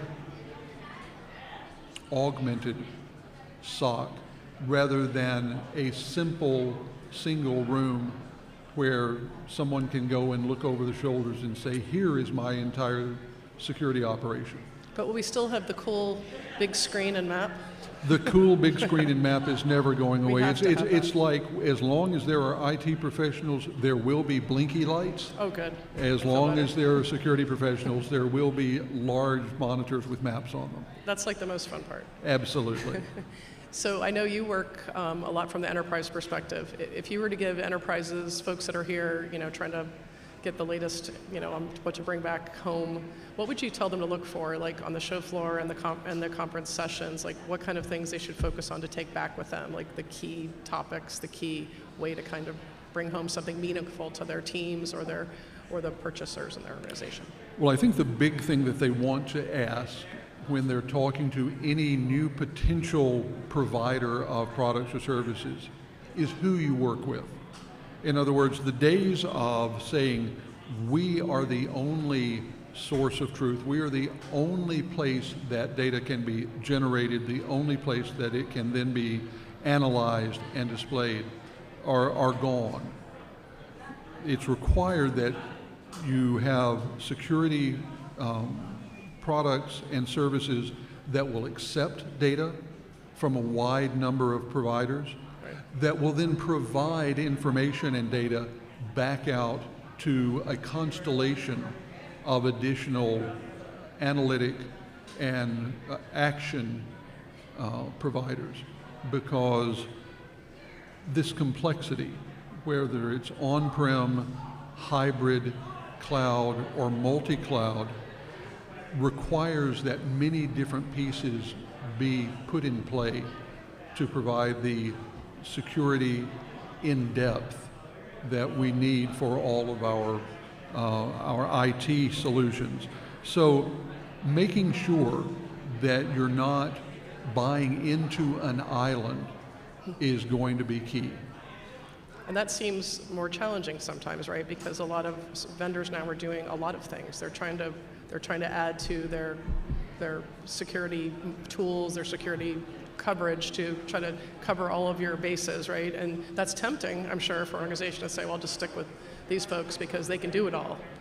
It is tempting, and you're absolutely right. One of the things that is a challenge for some of the very large vendors is maintaining their ability to have a partner network while they expand the things that they themselves offer. And these companies are walking that line with varying degrees of success.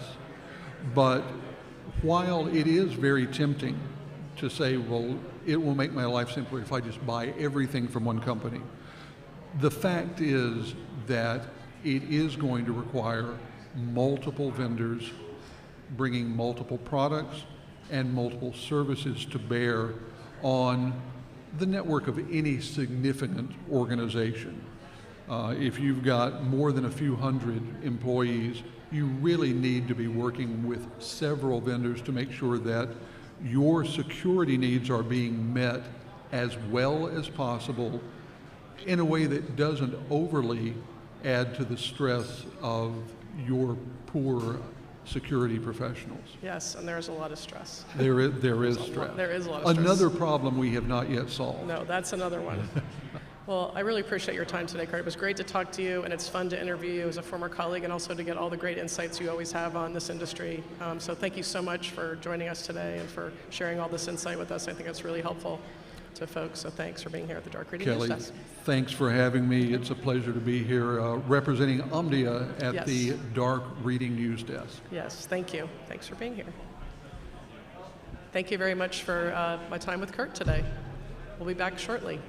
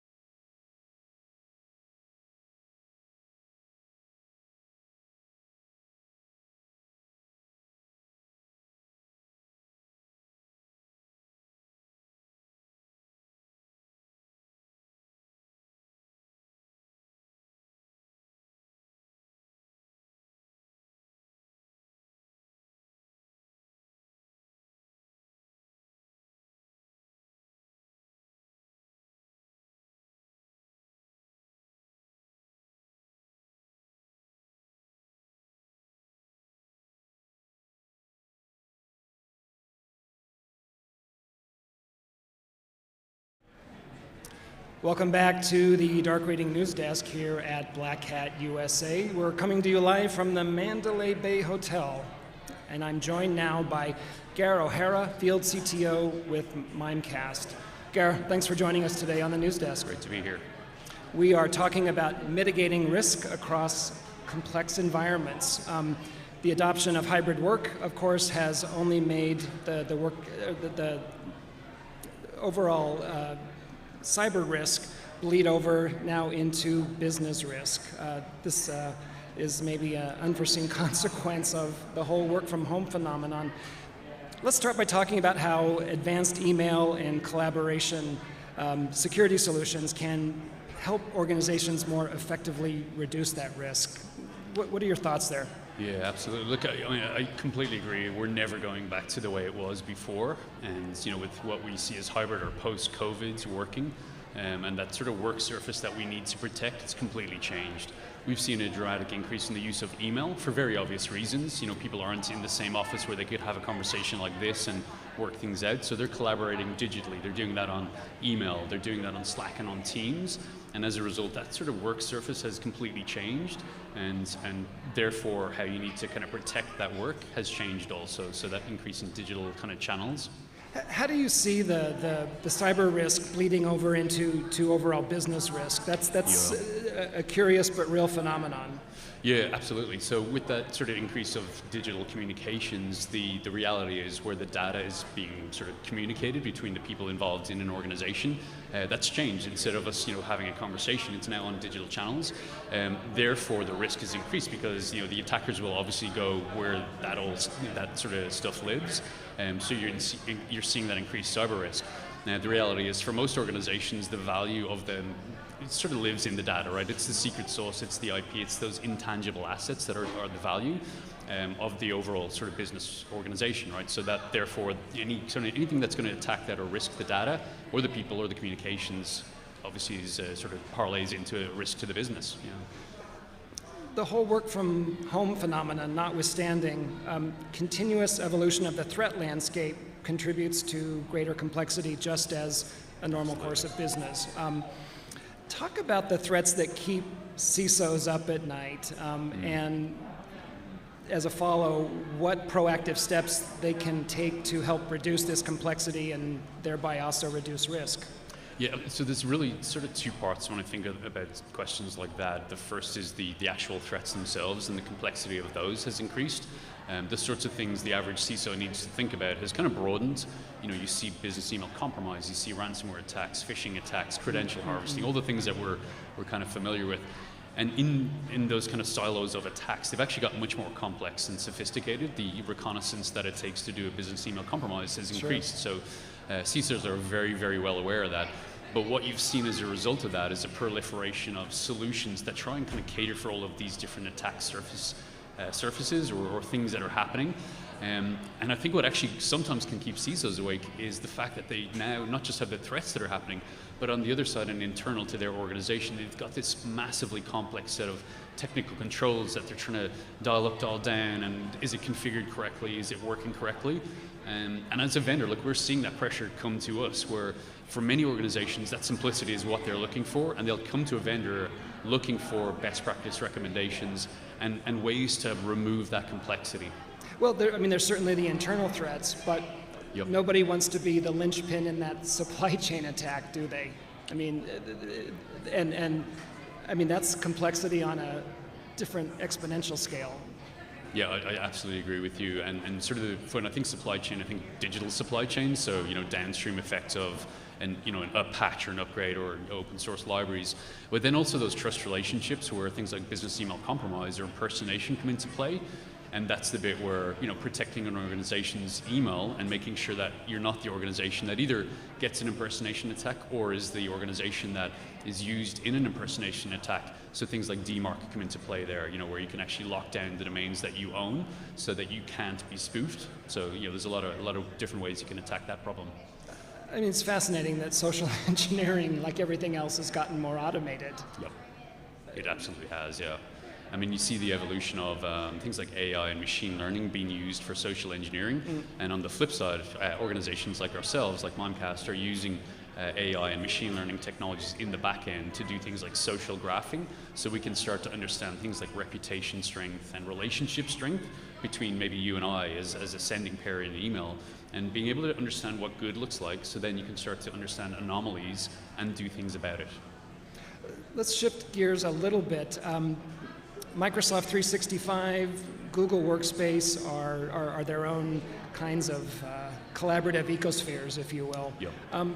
Can you talk a bit about the tools, technologies, and approaches that would best enable organizations to add layers of security to keep these ecospheres better protected? Yeah, absolutely, and I think layers is exactly what we're talking about here. Pretty standard practices, layered security is going to give you a better outcome. Fair to say, Microsoft and Google, excellent productivity platforms, but traditional approach of a gateway solution sitting out there doing the sort of heavy lifting of securing email before it ever gets to the productivity environment, that's a really good choice. We've just launched a product called Express here at Black Hat, and that's another way to deploy that same kind of technology approach. But back to your question about kind of simplicity, it's a way to do that, but using programmatic connections into that environment, so API connections, MX-less, gateway-less, and you get a deployment in 4 minutes rather than a traditional gateway, which can sometimes take weeks to do. So you get the that same outcome, but really it's about layering whatever the deployment option you choose, either MX-less or a traditional gateway approach. What's your sense of the overall security with 365 or Workspace in terms of the security that they sort of come out of the package with? Are they checking basic boxes? Is the assumption that the end users will of course do the layering on top of that? How does that actually gin out? Yeah, look, it's a really interesting question, and I would say that the productivity platforms tend to not be pure play security platforms. Like, that's not what they've traditionally done, and it's a hard thing to pivot into, is what I would say. So the way we would see it is layering a pure play security player on top of the M365 environment is really the best option for kind of securing those environments. So what I'm hearing is basically all of us users are now in the business of layering our own security and on top of these collaborative tools. To me, that is the best. Like, if you're looking for a good security outcome, I think that's where it lies. I would say there's different types of security strategies. There's ones that is driven by security outcomes, and then there sometimes are ones that are driven by kind of financial decisions. And what you see there is sometimes a tendency for what I would consider to be over-consolidation into a single environment. And and we're all cybersecurity people here. We kind of get what that means. If you're in a single environment, generally that's a single point of failure, and it moves away from kind of diversifying risk into layered security approaches. Can you take a little deeper cut at the actual layers that we're talking about here? Yep. You mentioned the product that you've introduced. What are the features and functions that at least are required of I don't know, just the basic connectivity and productivity and collaboration that we're all doing in this work from home era? Yeah, absolutely. So when you think about collaboration, it's across communication, right? So I mean, any work surface that you're going to protect, it's people, it's communications, it's data, it's those three things. And when it comes to the communication side of things, and back to your question about complexity, you kind of want to be able to do security in a simple way, but across those channels. And then into like the sort of feature components, it's things like using AI and machine learning to understand patterns and surface things that are potentially risky. But we're big believers that you still need sort of static and dynamic content analysis. You can't go away from the things that we know work and work really, really well from a security efficacy perspective. So when you look at something like Express or Gateway, that are two kind of options, the Gateway solution or the MX-less, there you're talking about, I think we're up to about 50 different engines and technologies that are part of that stack. And that's a very different sort of approach versus you get this stuff with the productivity suite. It's a really deep sort of analysis of any inbound communications. It's a very different way. I dare say. It also strikes me that adding layers, but also maintaining simplicity, these are opposing forces. Yep. How do you reconcile this? How do you help customers reconcile this not a disconnect, but certainly a contradiction or a paradox? Yeah, look, I agree. There's a tension there, and the way I kind of think about it is almost like on a spectrum where there is a sweet spot, and that sweet spot will depend on the organization. So, like I say, for some, the ability to do complex routing and address alteration and the sort of heavy lifting that a security email gateway can do, that's appropriate. So that, sort of potential increase in complexity. And I said this before, like we're seeing a shift where for organizations that are looking for that simplicity, they'll put it back on the vendor. Like we've done this for 20 years, so we can make those decisions around, we have the tech stack already, but we can roll out global policies that can protect M365, Teams and Slack as we move into the future with a single policy. So the complexity goes away, but the security outcome remains. So you're reducing the risk, but without all the overhead operationally of managing a gateway platform. Ger, it's been super interesting to sort of peel back the layers on this complexity. Really appreciate you stopping by the Dark Reading News Desk today. Thanks for joining us. Great to speak to you. Thanks, Terry. We've been talking with Ger O'Hara, Field CTO with Mimecast. This is Terry Sweeney with the Dark Reading News Desk at Black Hat. We are coming to you live from the Mandalay Bay Hotel in Las Vegas. Black Hat, of course, is the showcase and innovation for security. And joining me now is Nash Borges, Vice President of Engineering and Data Science with SecureWorks. Nash, thanks for joining us on Dark Reading News Desk today. Yeah, thanks. Thanks for having me. Tell us a bit about your role at SecureWorks. So I lead the engineering and data science groups that have built XDR from the ground up, and we're also responsible for Taegis VDR. To give you a little bit of backstory about myself, I started my career back in high school. I was recruited by the National Security Agency as one of the first kind of 802.11 wireless penetration testers. I got interested in doing more research and pursuing some graduate degrees, so I moved into human language technology research and did speaker recognition and speech recognition and those kinds of things. Ended up doing my dissertation in robust anomaly detection for acoustics and graphs, and started getting interested in what we called metadata, so combining geospatial, social network, behavioral, and content analytics. And I've always really enjoyed working with really smart analysts and combining the best of machine intelligence and human intuition, leveraging machine learning and big data analytics to find really important needles in immense haystacks. So I got interested in cybersecurity, joined SecureWorks, who is building a new platform from the ground up. We've had a couple names over the years. Now we call it Taegis XDR. I think I was number 5 or 6 on the team, originally as a data scientist, and it's been great ever since. So we've been building that from scratch, building out our team, and really focusing on the product. Well, it's a shame that SecureWorks couldn't find somebody more accomplished, so oh well. But bravo. Our focus is on how security leaders can start to distinguish the hype from the reality where AI in security operations is concerned. A very timely topic given the prominence that AI and its subset machine learning are playing, certainly with marketing. Right.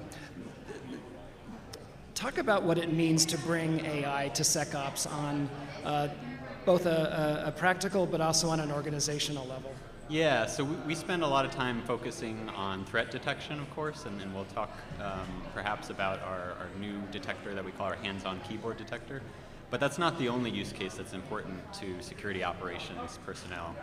You can think about all the different data sources that XDR platforms have to integrate that can come from a variety of sources, and you need to parse that unstructured log data and extract entities like IP addresses and emails and usernames and that kind of thing, so you can kind of look for it in threat intelligence.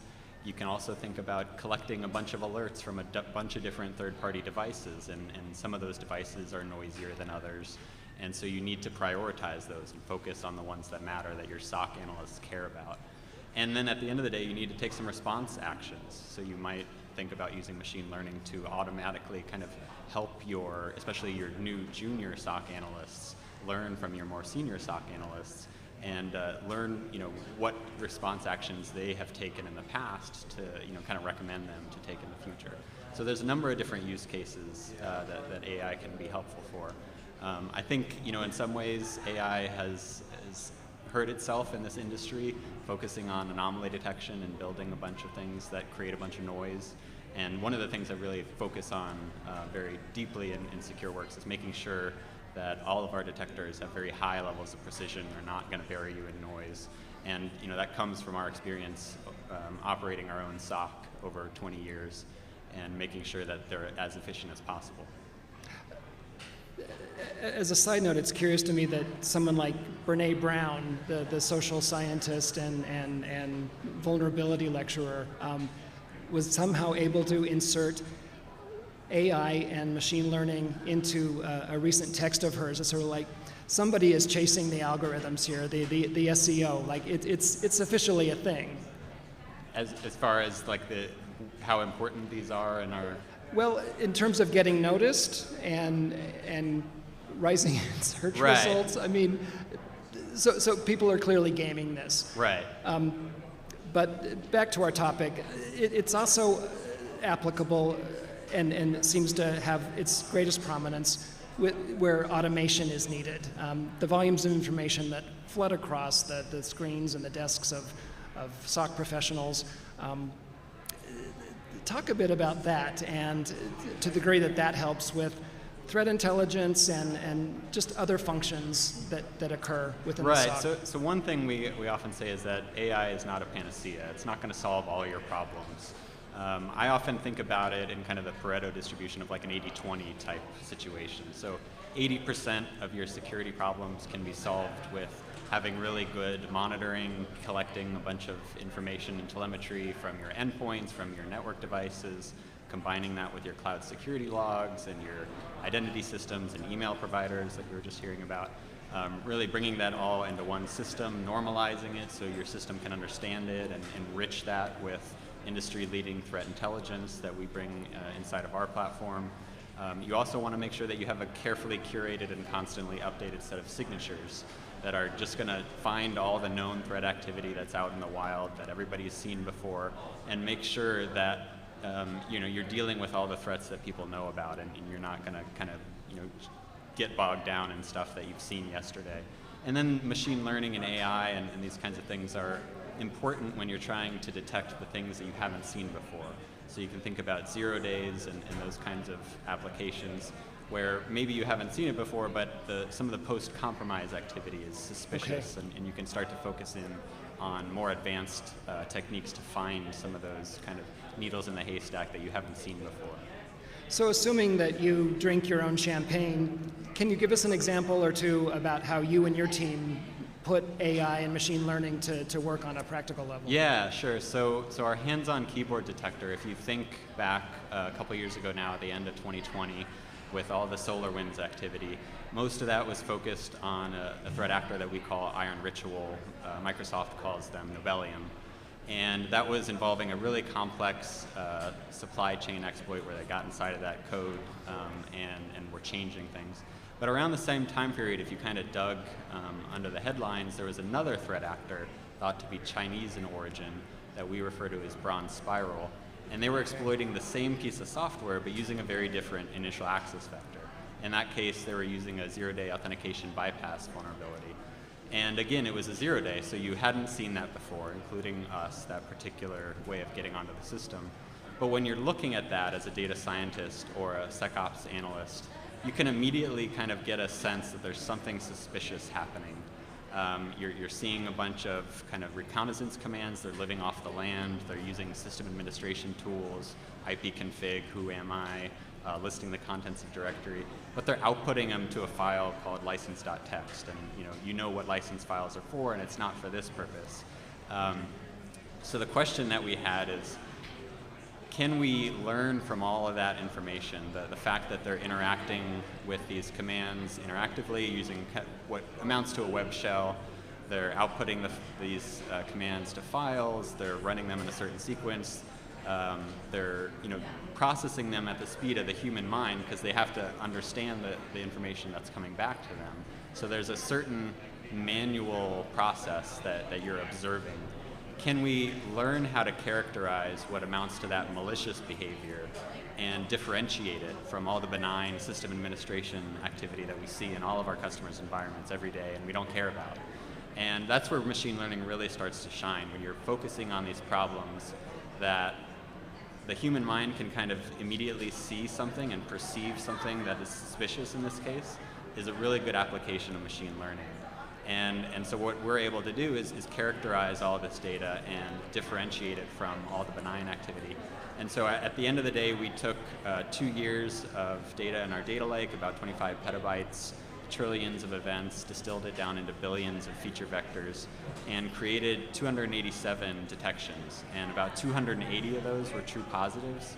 Some of them were about the same threat actor, just at different times of their kill chain. 5 of them were red teams, and then 2 were false positives. So we're over 99% precision processing this immense amount of data. And it's that type of signal to noise ratio that's really powerful to use machine learning. And you want to make sure that you're operating at that level of precision whenever you're going to use AI. Sure.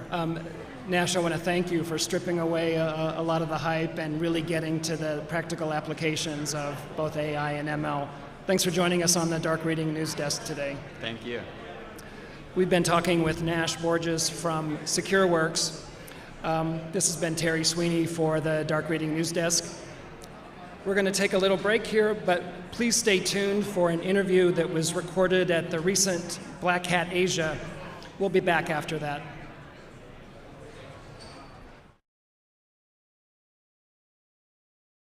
Hello, welcome to the Dark Reading Virtual News Desk at Black Hat Asia. I'm Kelly Jackson Higgins, Editor-in-Chief at Dark Reading. And with me today is Nushin Shabab, Senior Security Researcher with Kaspersky, who's based in Australia. Welcome, Nushin. Hello, Kelly. Thanks for having me.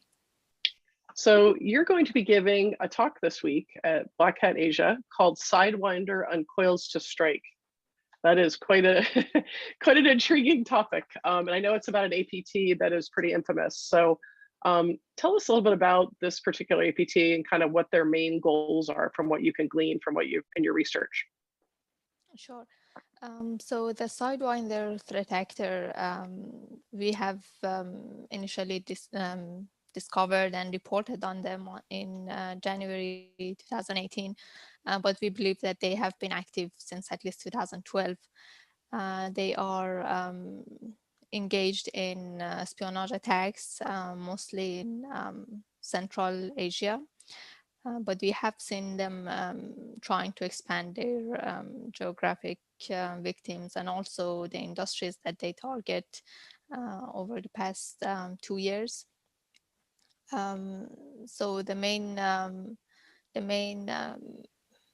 goal and the main message of my talk at Black Hat Asia is how persistent and how resourceful this threat actor is, and I'm going to talk about the different malwares, different techniques that they have used in their attacks, and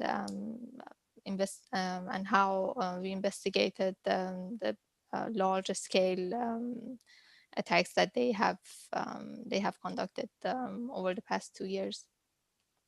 I know a lot of researchers don't like to attribute who the attacker might be, but everyone always wants to know, like, where is this attack coming from?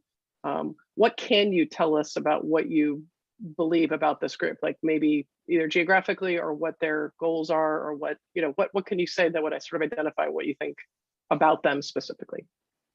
Sure. Yeah, talking about attribution, it's always challenging. This threat actor also has a large infrastructure. They use different service providers, and they, like any other APT actor, they try to hide their footprint and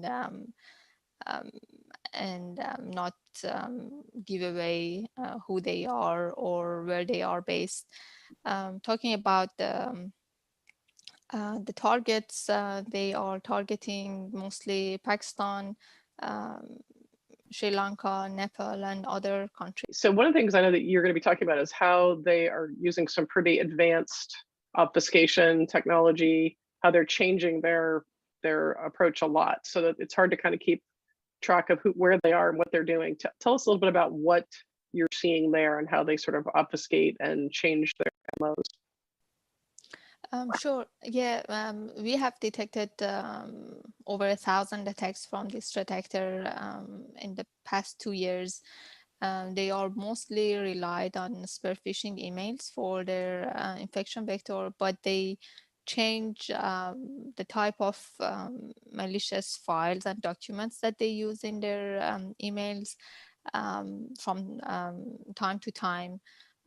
To make sure that even if their previous attempts were being discovered, they still have a chance to get a foothold on the same victim organization or new targets that they have. They have been using Microsoft Office documents with old vulnerabilities for quite a long time. They also switched to other types of documents without an exploit code, but with specific features that's been used to fetch next stage malware from a remote server. They also used shortcut files with remote servers address inside them in their spear phishing emails. But the thing that they do to make sure that they stay undetected for a longer time is the main obfuscation routines that they use in their first stage malwares. They have been using a script code which was obfuscated for a long time, like 2 years. The obfuscation routine was prepared in a way that to get the payload of the attack, you had to decrypt and deobfuscate the code. And as I said, there were thousands of attacks, like hundreds of attacks per month. We have discovered, and this obfuscation routine made it more challenging to find out about the actual command and control server addresses and also the next stage malwares. They actually changed the obfuscation routine from time to time as well to make sure that even if you have managed to deobfuscate and decrypt the previous attack components, you can do the same for this one, and you have to go through another process of writing decoders and deobfuscators for the malware families that they use. And it also increases their chance of staying undetected, because a new obfuscation routine makes the like detection signatures and like firewall rules, whatever is used to detect them, useless. And it needs a new detection in place to detect a new obfuscated malware. It sounds like it's not only challenging to obviously detect them, but for you to track them if they're changing it up so much. But I know you mentioned earlier, we were talking that, they're not really using 0-day attacks. They're going after unpatched or known vulnerabilities in some of their malware. So it seems like there might be, at least, even if you can't detect them, if you as an organization have patched your stuff, should you be pretty well protected, or what else should you be looking out for? As I said, in many cases, they use all vulnerabilities, which they will be protected if they have an up-to-date system. But in other cases, they also abuse other features that are not a vulnerability, and how to protect systems against those attacks. I guess it makes sense to customize the settings of different applications and harden the system, different products that are used, and also the operating system, to make sure that nothing unwanted is executed on the system, or no network connection is made through applications that are not required in the organization. Yeah, even though they are quite sophisticated, they have a multi-stage complicated attack chain, and lots of the malware components are loaded only in memory, which makes it more difficult to detect and disinfect the system. But with more like careful practices, they can be stopped at the beginning of the attack. You mentioned, just you've seen a lot of activity active. They don't just go quiet for a while. Can you give an example of just like a recent attack you've seen, something they've done that was kind of unusual or novel that you maybe don't see much of in your research? Yeah, something that was quite interesting for me, for some of their victims, they have used an empty document in their spear phishing emails. Empty as in terms of no content in the document, but the document had actually the malicious payload inside inside it. The user couldn't see anything in the file. And after a short while, maybe like a few minutes or sometimes like a few days, they would send another email to the victim to again impersonating the same organization that they have done earlier.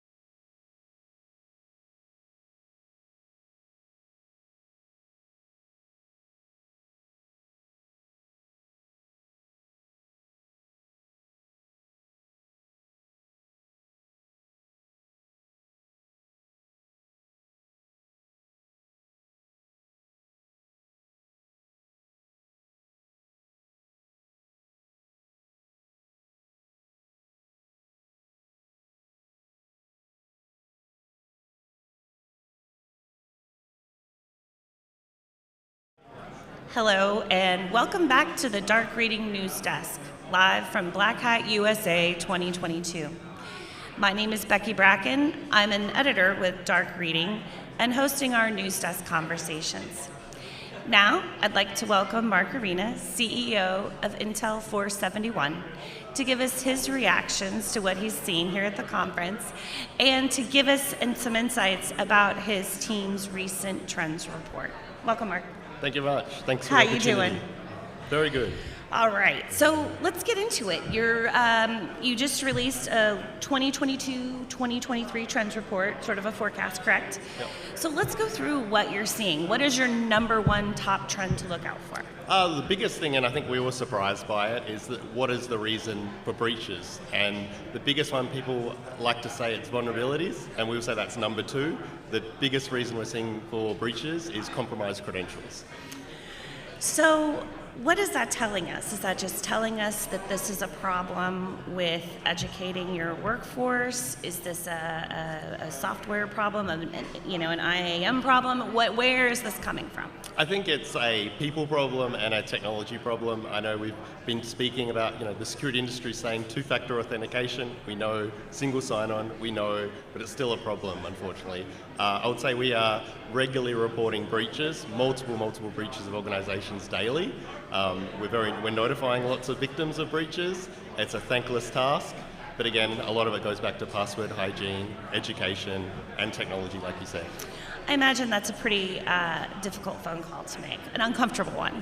Yes, we try and do the right thing and notify victims. We don't have enough. We need a massive team dedicated to notifying victims of breaches. We try our best and we'll continue to try our best, but it is a thankless task. Yeah. So you call up and say, we have bad news. Do you then offer mitigation strategies? Here's what's happened, here's how you get back? Or are you just the bearer of bad tidings? We give them as much as we can. So this is information, this is what we're seeing, this is what we think you can do about, but we're not trying to sell them on anything, we're just trying to do the right thing. And unfortunately, a number of these organizations don't have an internal security team, so they're going to have to use an external provider, not us, to help them with that. Yeah. So what is a good strategy? If we know credentials are our weak spot, two-factor authentication, okay. But still there are workarounds for that. So what is a good solution that enterprises need to look at? I think it's a hard one. I think you need to be aware of incidents that are happening that are affecting you. So everybody signs up online, sign up for Dark Reading, for example. If I sign up for Dark Reading and I use the same password on every other website, and that password gets compromised and it can be cracked or turned into the plain text password, then that's obviously a risk to me in every other site. So education, use single-use passwords, obviously two-factor authentication, like you said, single sign-on, like you said, enter internal systems. But I think ultimately, the number one thing is use multiple unique passwords for different services. And password keepers are your best friend. Yeah, password managers enable you to do that. Yeah. Okay. So what about trend number two? Passwords, let's work on them. What's number two? Vulnerabilities. And it's not some vulnerability that you didn't know of. They are known vulnerabilities, have been patched, and unfortunately organizations are not quick enough to patch those. I think vulnerability management or patch prioritization is a problem with every organization. Everybody has a million things they need to patch, not enough resources to patch them, and you really need to focus on those vulnerabilities that are being exploited now or are going to be exploited soon. And it's a conundrum, right? Because the Patch Tuesday warnings come out. Obviously, threat actors are paying close attention to that, and so it's almost free reign over that period of time for exploitation to happen. How do you encourage teams to look at this and dedicate the necessary resources to patch? Yeah, I actually think people have enough resources to patch. I think it just needs to be better focused. And I think vulnerability intelligence tells you, all the vulnerability companies will be able to tell you what's being exploited in the wild right now. Mm-hmm. And there are other companies that can focus you on what's coming down the pipe, like what's going to happen next. And I always give the example of the Spectre meltdown, the CPU vulnerabilities that came out a couple of years ago. There was a lot of marketing and a lot of buzz around these vulnerabilities and CPUs. The reality was exploiting it was very, very hard and impossible. And so our advice at the time to our customers was, don't treat this significantly, sort it in your usual patching cycles. But I give that as an example, and I think it's a case of less is more, and so focus efforts on the right things to patch. On your most critical systems, on your most business central Yep, functions. exactly. Tied to, if a vulnerability is never going to be exploited by a threat actor, then it can wait. So let's go move on. What's your third trend?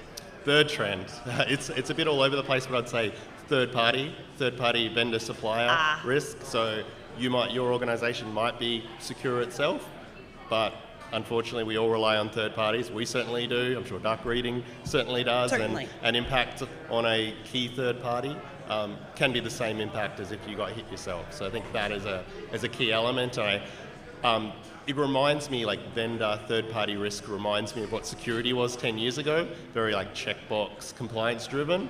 And I think a lot of third-party risk kind of functions within large organizations is that, unfortunately, today. But we're starting to see it move into more kind of intelligence-driven teams to drive the third-party risk conversations within organizations.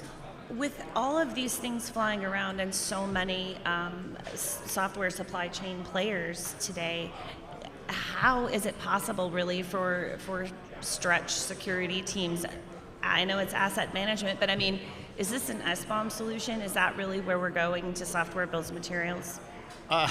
It's a hard one. I don't know the solution to this. Everybody has lots of third parties, and every year you're going to have more key third parties. Yes. I think just like focusing on the vulnerabilities that matter, I think we need to focus on the key third parties that matter. So take our 10,000, even large organizations, hundreds of thousands of third-party suppliers and focus on the ones which are most impactful if they have an incident. So I think refocusing, again, I think that's the best approach today. So all of this seems to be take your low-hanging fruit, lock it down, and make sure that your systems are running, maybe ignoring some of the more superfluous batch patching. Exactly, and I think over the years, we've always said like more resources, more funding, that's the solution. I don't believe that's a solution today. I don't think we can spend ourselves out of this mess. That will be good news to many business managers. Yes, I think it's the time to refocus, and probably needed anyway, given the economic environment we're heading into. So you say refocus, and again, business systems, but what about the teams themselves? I mean, are you seeing the software teams sort of adapting to fit now this evolving landscape? I think like I said, Intel 471 sells threat intelligence, and we're selling to some of the largest organizations in the world. And I guess in these elements I've described, we're seeing intelligence driving a lot of these aspects. So I talk about vulnerability management and focusing your patching to be the right priorities. Like we're seeing intelligence feeding and driving all of that. We're seeing third-party teams, third-party risk teams starting to become like another intelligence team focused on that. So we're seeing intelligence driving operations more than just security operations, which technically, I guess a lot of it was in the past. Now, and consuming intelligence when they can and hoping that it is applicable. Exactly, and that comes from the skill set of the people. So maybe they're moving away from being less kind of compliance security driven, and they're recruiting people maybe out of their own intelligence team or out of government, security service, military, law enforcement type people moving into the private sector. What are you seeing on the EPT front? I mean, this has really fired up in the past several months.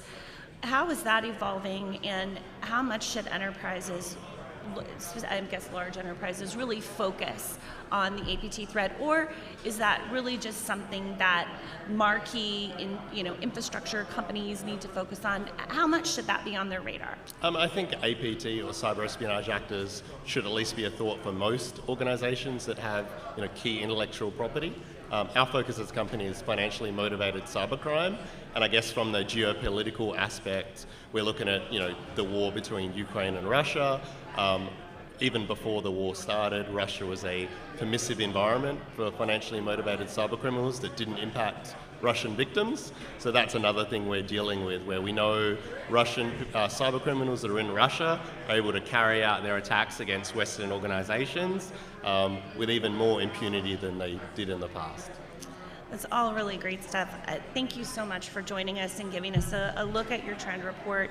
If anybody would like to know more, the report is available on their website. Where else can they get more information if they're interested? Our blog, we have Intel 471's blog. We write about it's a lot of the things that we're seeing on there very regularly. It's not a sales thing. It's very much about hopefully educating the security community. Wonderful. Well, thanks again. We really appreciate your time. We know you're busy. Thank you very much. Excellent. Now we are turning to our next guest. I have heard quite a bit about his reputation precedes him, so I've been very interested to meet him in person. Right now, we are thrilled to have Juan Andres Guerrero Sade. Well done. Is that correct? Yeah, thank you. But I understand you go by Jags. Easier for everybody. Excellent. Juan is an adjunct professor at the Alperovich Institute at Johns Hopkins School of Advanced International Studies. And you also work with Sentinel-1? Yeah, I lead the Sentinel Labs over at Sentinel-1. Excellent. Well, welcome. Thank you. Thanks for having me. Again, your reputation precedes you. It's nice to finally meet you. Thank you. I wanted to get a feel for what you're seeing at Black Hat and if there are any big trends that have jumped out at you that are noteworthy. Well, it's nice to see Black Hat sort of alive and well again, right? From the cavernous, sad, empty hall that it was last year to seeing everybody sort of vibrantly out. It's a very interesting space as far as the talks go. I wish I got to see more of the talks myself, but you're actually having Robert Lipovsky from ESET after this, and we've had this like fantastic rapport where the ESET researchers have worked on In Destroyer 2 as part of sort of the Ukraine thing, and we worked on all the wipers for like basically around the same invasion. So it's been nice to kind of riff off of different research teams and everybody sort of collaborating on this. It's been very, very cool. You know, that has been a theme I've heard a lot about, the community, bringing the community together and the community sort of all getting together and pushing in the same direction.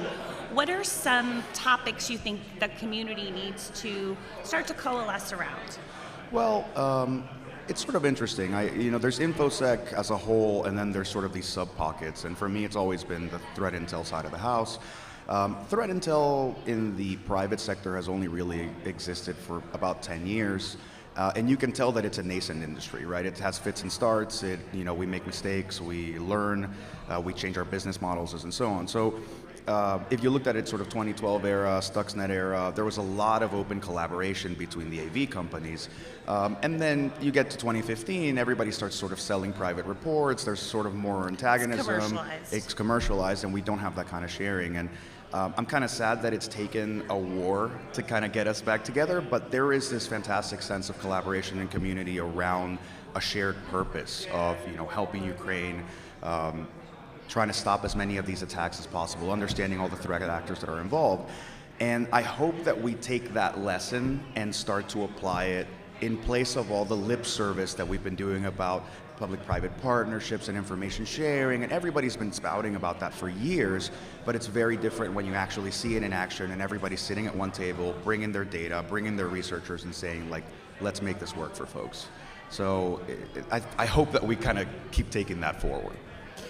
On the Ukraine topic, this really is our first cyber war that we've been able to the large-scale publicized, geopolitical. What are some of the lessons that we have learned already that were surprising? Have there been any surprises in some of the aggression that you've seen in the cyber sphere? All of it is surprising. I mean, so I kind of widened my eyes at the cyber war term because there's been so much debate back and forth about whether it is a cyber war, it isn't a cyber war, and I think that's sort of semantic arguments we can have in sort of the Western world, and we have the luxury. We have the luxury of navel gazing and pretending that things aren't happening. And the reality of it is, there's a fantastic book Danny Moore just released called Offensive Cyber Operations, where he addresses the topic in a more comprehensive fashion, worth reading. But the point being, like, cyber is a supporting function of a hybrid warfare approach, or like whatever you want to call it. And when you look at it that way, yes, maybe we're in the first sort of like cyber warfare type situation, publicly acknowledged, but it's also very specific the way warfare always is, right? Like, it's very specific to what's happening in Ukraine, very specific to what you're seeing with these groups, threat actors out of Russia, threat actors out of Belarus, out of China that are getting involved. And I think what we're learning is how these particular groups adapt to that situation, what the targeting actually looks like, how little control you actually have on that environment, right? Like, people think about cyber as the attacker is in complete control and they know everything and they've tested everything. It doesn't work that way. It turns out that when there's bombs falling and the power's going out and people aren't at their desks to click on a phishing email, like things look very different in an actual combat scenario. So we're getting away from the like Disney-fied fantasy land of cyber war to the reality. Yeah, exactly. Like as much as we love our hoodies, the reality of it is very different. It's much more pragmatic. It's much more inconsistent, and it's interesting. What are you seeing happening with these APT threat actors in Russia and their operation? Their scopes as sphere seems to be widening. They seem to be highly creative. How much of this is a centralized effort, and how much of this is creative thinkers on their own going out to meet a goal, if you know what I mean? Definitely creativity is involved. Mediocrity is also involved in some ways, but like it's very interesting to see from an American lens because the way we do things is so much more structured. There's lawyers, there's defense contractors, there's all these things. So you think of it in a very formalized fashion. The Russians don't work that way.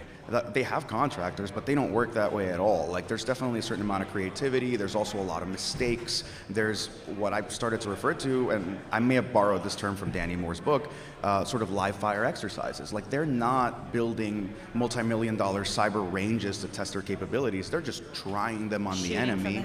You go, oh, did it work? Did it not? Let's try again in a different way. And it turns out all the stuff we saw 2015, 2016, 2017, it wasn't like early examples of what they might do. It was actually what they were going to do, just in beta versions, and some things work better, some things work worse. And so with that, how can you possibly really mount a defense against that? I mean, it's a broad question, I know, but what are some things that can be done when you have these creative kind of rogue actors out there in mass? So, in order to not give you an answer that's like just fluff, the truth is that you can't defend everything. We have to sort of understand within scope what matters, what do we mean by defending something. Like you can't defend an entire country. Yeah. Especially when you can't control what everybody else does. But more importantly, you also have to learn to prioritize the way that the attacker can actually cause damage. Like there's a difference between what happens at the defense industrial base and manufacturing, financial systems, government, versus like, look, if they're gonna come in and wipe a news organization, like it sucks, but in the context of a war. It's not the electrical grid. Yeah, so like at some point you have to understand sort of what that prioritization is. And with threat actors like this, all it becomes is telemetry. Like, do you have visibility? Can you tell what they're doing where? Because with the wipers, what it's showing us is actually a failure of visibility. The wiper is you burning the house down after you're done. So the fact that we're seeing all these operations at the wiper level means that we've missed the initial intrusion, the lateral movement, whatever data theft, whatever they did, and we just watched them burn the house down. And the horse has left the barn. Exactly. So we don't know what happened, Okay, well, that's scary. What are, but important. And then as those lessons come home to the U.S., to the Western countries, the administration currently in the White House, their plan is to throw money and resources at shoring up the infrastructure. Do you see that as an effective deterrent, as an effective application of resources? I don't know what an effective application of resources would be. I'm happy to see all of us sort of galvanize in an attempt to help government, not just the US government, but NATO governments in general. Like being at SciCon recently, it was amazing to see Europe, Western Europe on war footing. Like for us, we're very removed and it's sort of easy to think like something's happening over there, it's not a big deal. But Europe, it feels like you're in this sort of like 1940s, 1950s vibe of like everybody coming together. The aggressor's there, there's invasions happening, Poland, Sweden, Finland, everybody's sort of looking around. And yeah, I'm glad we're helping. Are we doing enough?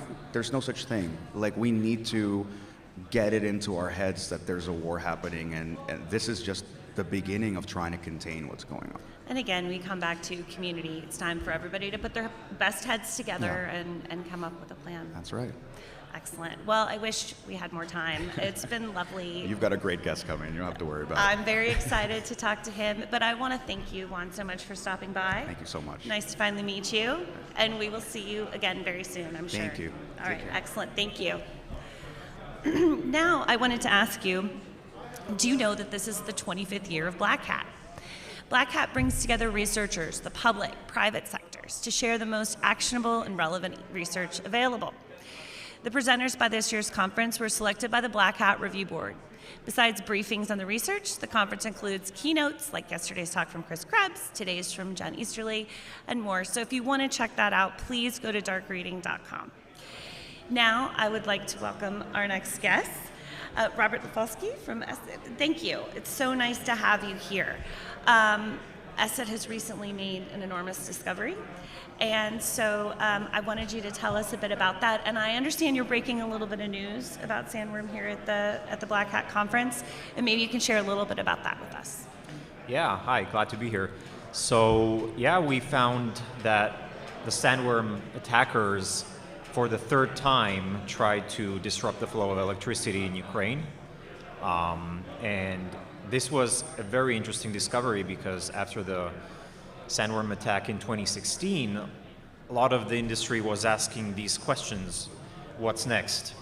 And then we haven't heard, well, we have heard from sandworm, but we haven't seen power grid attacks for 5 years until now, as there's a full raging war. So it was definitely a big deal. The good news is that they failed in the attempt. They failed even more than in the 2016 one, because in there, even though they caused a certain level of disruption, a blackout lasting about 1 hour, it was definitely not the worst that they could have done. They had much higher ambitions than that. But in this recent one, they didn't even accomplish that, so that's a positive note. It's a positive. Now, once they sort of were on to you and they knew that you had detected their activities, there was a bit of trolling that went on, correct? Can you tell us a little bit about the communications that your team had with the threat actors? So we didn't have communications with threat actors, but there was trolling in the sense that the malware wasn't deployed by itself. There were other pieces of malware accompanying the incident, the attack, and one of those was a wiper that Jax just talked about. So wipers are kind of a recurring theme, sandworm has this thing about wipers, and we've been seeing an evolution of wipers since the beginning, since Black Energy and its plugins and Killdisk, and all of these. And then there were many of them since the invasion started. And the one I'm talking about now specifically is CattyWiper. And a wiper, just for our audience, can you just explain what a wiper does? It's a disruptive bit of malware that is a pure act of sabotage. So it's trying to, render the machines unbootable, et cetera, So you can think of it like it's the ransomware version without the financial motivation. So it's just purely for sabotage. Got it. And there were also like faux pieces of ransomware, like fake pseudo ransomware, like NotPetya and like others that are demanding a ransom, but they don't want to be paid. They are just doing it for disruption. And the wiper doesn't even pretend. It's just wiping and causing the disruption. So CattyWiper, and I would say it was loaded by another component, and I would say that the loader is, in this particular example, even more interesting than the wiper itself, in that it took the form, or it had these traits of an IDA Pro remote debugger component. And that's interesting because quite often when we see malware masking itself as a legitimate executable, it's doing it for masquerading reasons, right? It's trying to appear benign among the process list or whatever. That wasn't the case here because IDA Pro is not a tool that is being used in electric grid operations. We are using it, industry reverse engineers for analyzing the malware. So that can be seen as trolling. And then we've seen further an example in the past. We have seen CattyWiper in total for about 5 or 6 times, and one of those loaders in a later deployment was what it was doing with the IDA Pro. We saw it with our own ESET software as well, so that was very interesting. That is interesting. So Are you saying that, or are you seeing that these APT attacks are getting exponentially more complicated, and how are they evolving in your estimation? We are seeing all levels of advancement. There's more sophisticated one, less sophisticated one, and so it's really hard to evaluate them broadly and generalize. So that's something that I definitely don't want to do. And Right. even with the Russian operations in Ukraine, some are more successful, less successful. Some are more advanced, less advanced. And it's not even different APT groups. It's even within the same one, or it's even within the same campaigns. A good example of that is the Hermetic Wiper deployment, or that particular campaign, which we saw only a few hours before the invasion. And that was accompanied by other malware. There was also a pseudo ransomware used in that particular campaign, and it's in contrast because Hermetic Wiper is relatively sophisticated. It's one of the more advanced wipers that we've seen, and then co-deployed with it is this really poorly written FAR ransomware written in Go with lots of coding mistakes. It doesn't really make, it raises questions and doesn't make much sense. So really difficult to evaluate. It's quite complicated. What has the invasion of Ukraine revealed to you, looking at it as intimately as you and your team are? What has it revealed sort of about the future of the cyber aspect of war and the role that the cybersecurity community needs to play in that? So we need to accept the fact that cyber operations are part of warfare, and following up on what Jax was saying, cyber war or not, that's more of an academic debate, but the matter of fact is that these things are accompanying the operations, and we as an industry need to be paying attention and play our part in defending organizations, private and public as well. Are there any other notable aspects of what these APT groups are doing that you think are interesting and worth calling out just for the community writ large? Probably one interesting thing is the actions that we're seeing with the Gammaridon APT group that has been attributed to the FSB. So using that example so that we don't only talk about Sandworm, there are many others as well. And this one is interesting because it's been taking this kind of shotgun approach. So where a typical APT is, even if there are many attacks, it's still kind of precise, spear phishing and targeted against high-value targets, whereas the Gammaridon attacks, they resemble even Crimeware in the amount of attacks that they're launching, and I would say what they lack in sophistication, they make up for in volume. And persistence. Yeah. All right, well, is there anything else that we should have our eye out for on the horizon? What do you think maybe the next evolution is, and where are you expecting this stuff to go? Where will you be looking next? Yeah. So it's really hard to make predictions, especially about the future, as the quote goes, but we will be paying attention, and I'm sure that we haven't heard the last of these attackers. Okay. Is there anything else going on here at Black Hat now that you've been here? I'm sure your time has been spread very thin, as most people's are, but have you seen anything here that's really caught your attention, or something you want to call out and take note of? I've been seeing only a few talks, unfortunately, but I'm looking forward to meeting more. I think the keynotes were really interesting, but also the bug bounty talks, that one I attended, that was really good. So yeah, looking forward to more. Well, let's talk about that a little bit. With Jen Easterly and Chris Krebs, both, I wasn't able to attend, but I understand they're both barn burners, and I got some of the talking points.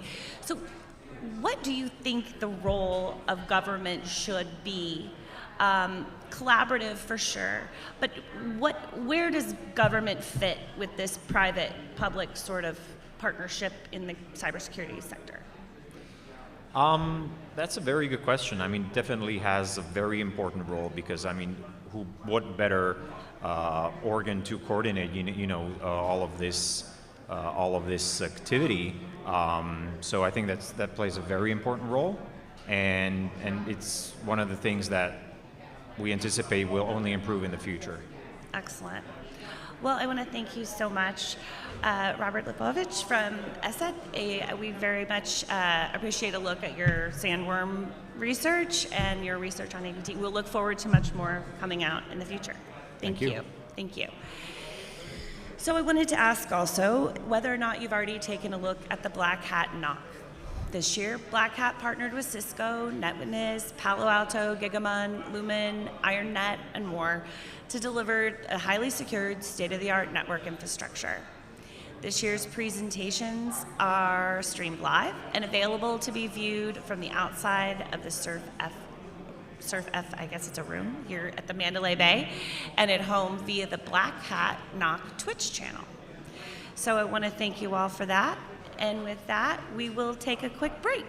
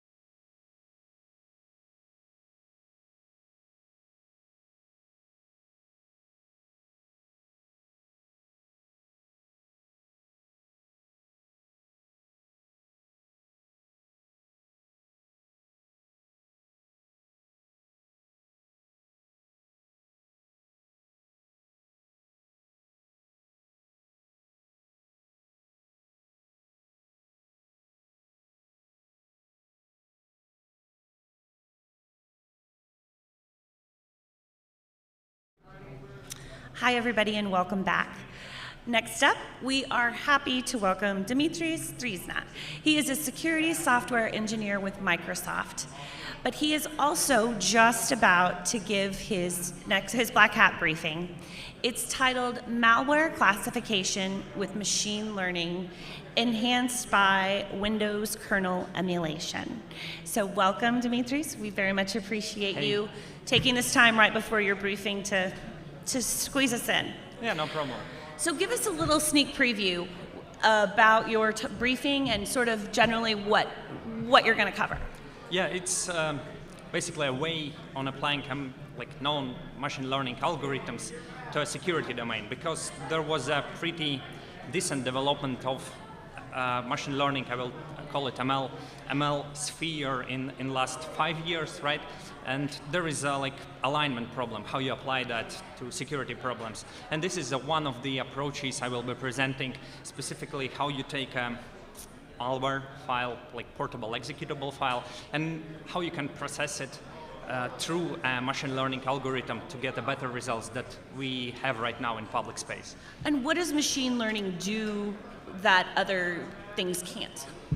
It's basically, it doesn't replace human. It's in fact one of the misconceptions that we see in a field, or that people will be outdated tomorrow, right? They will be replaced with AI algorithms. That's not true. ML is just a tool that we should apply cleverly.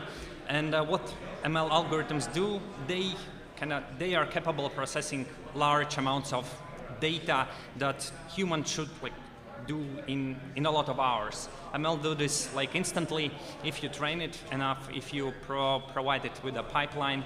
So this is a way how to achieve results that are hard to achieve with human resources, basically in an instant by clever application of code.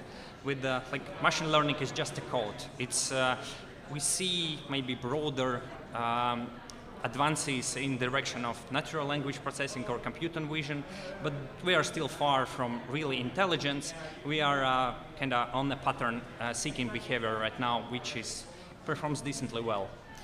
So when it comes to machine learning and artificial intelligence, those are largely, they're thrown around quite a bit in a lot of scenarios.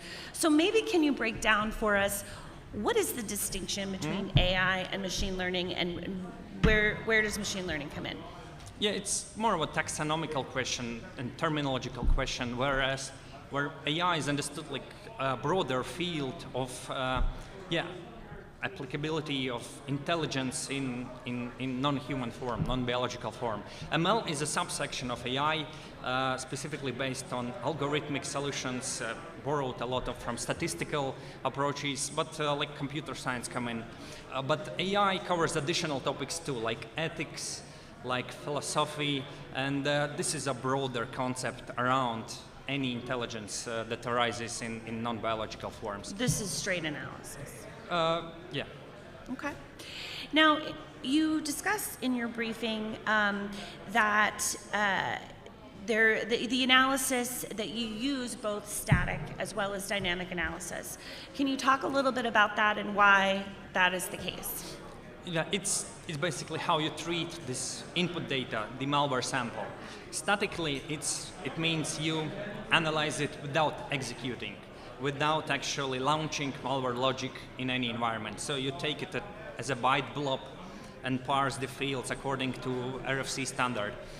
Whereas dynamic analysis comes when you detonate malware in a controlled environment, collect the telemetry from what it does on a system, like network connections and like file system manipulations, etc., and we will show how this type of data can be used alongside the machine learning algorithm. Put them both together to give a fuller picture.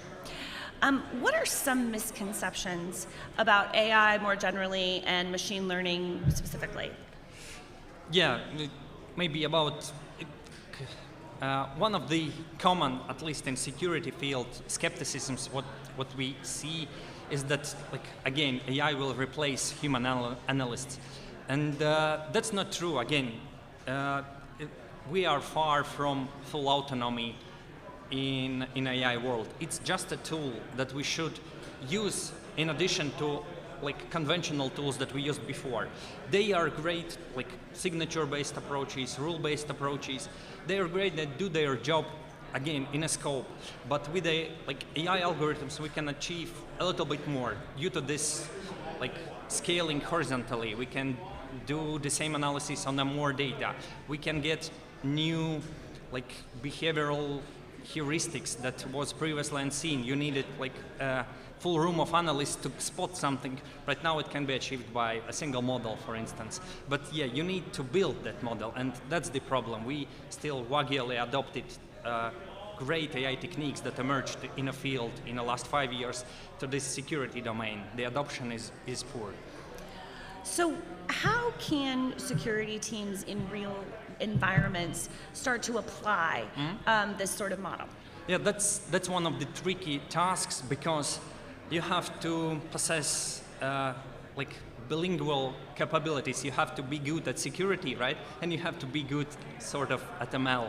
And that's hard. That's why like AI and ML flourish in the domain of natural languages and in computer vision, because every one of us know how to speak and how to see, right? And here you need to be bilingual person, or at least the team should be bilingual. And then there is a gap between understanding what one team member understands. And so yeah, that's the tricky question, but we see, luckily, we see a good materials emerging on what works and what doesn't work. So we need to apply scientific method, like test several hypotheses, discard some of them. Like for instance, this approach isn't viable for JSON data, and this approach is viable for JSON data. And then this can be like scaled, and teams across the world can borrow these ideas and apply to their domain. So we definitely need more materials. We definitely need more this sort of entry point, maybe for when security analysts can take this information without deep knowledge of ML and apply them.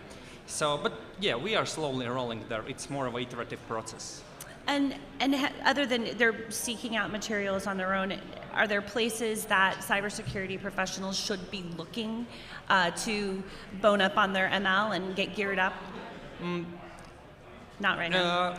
No, in fact, there are plenty of materials out there.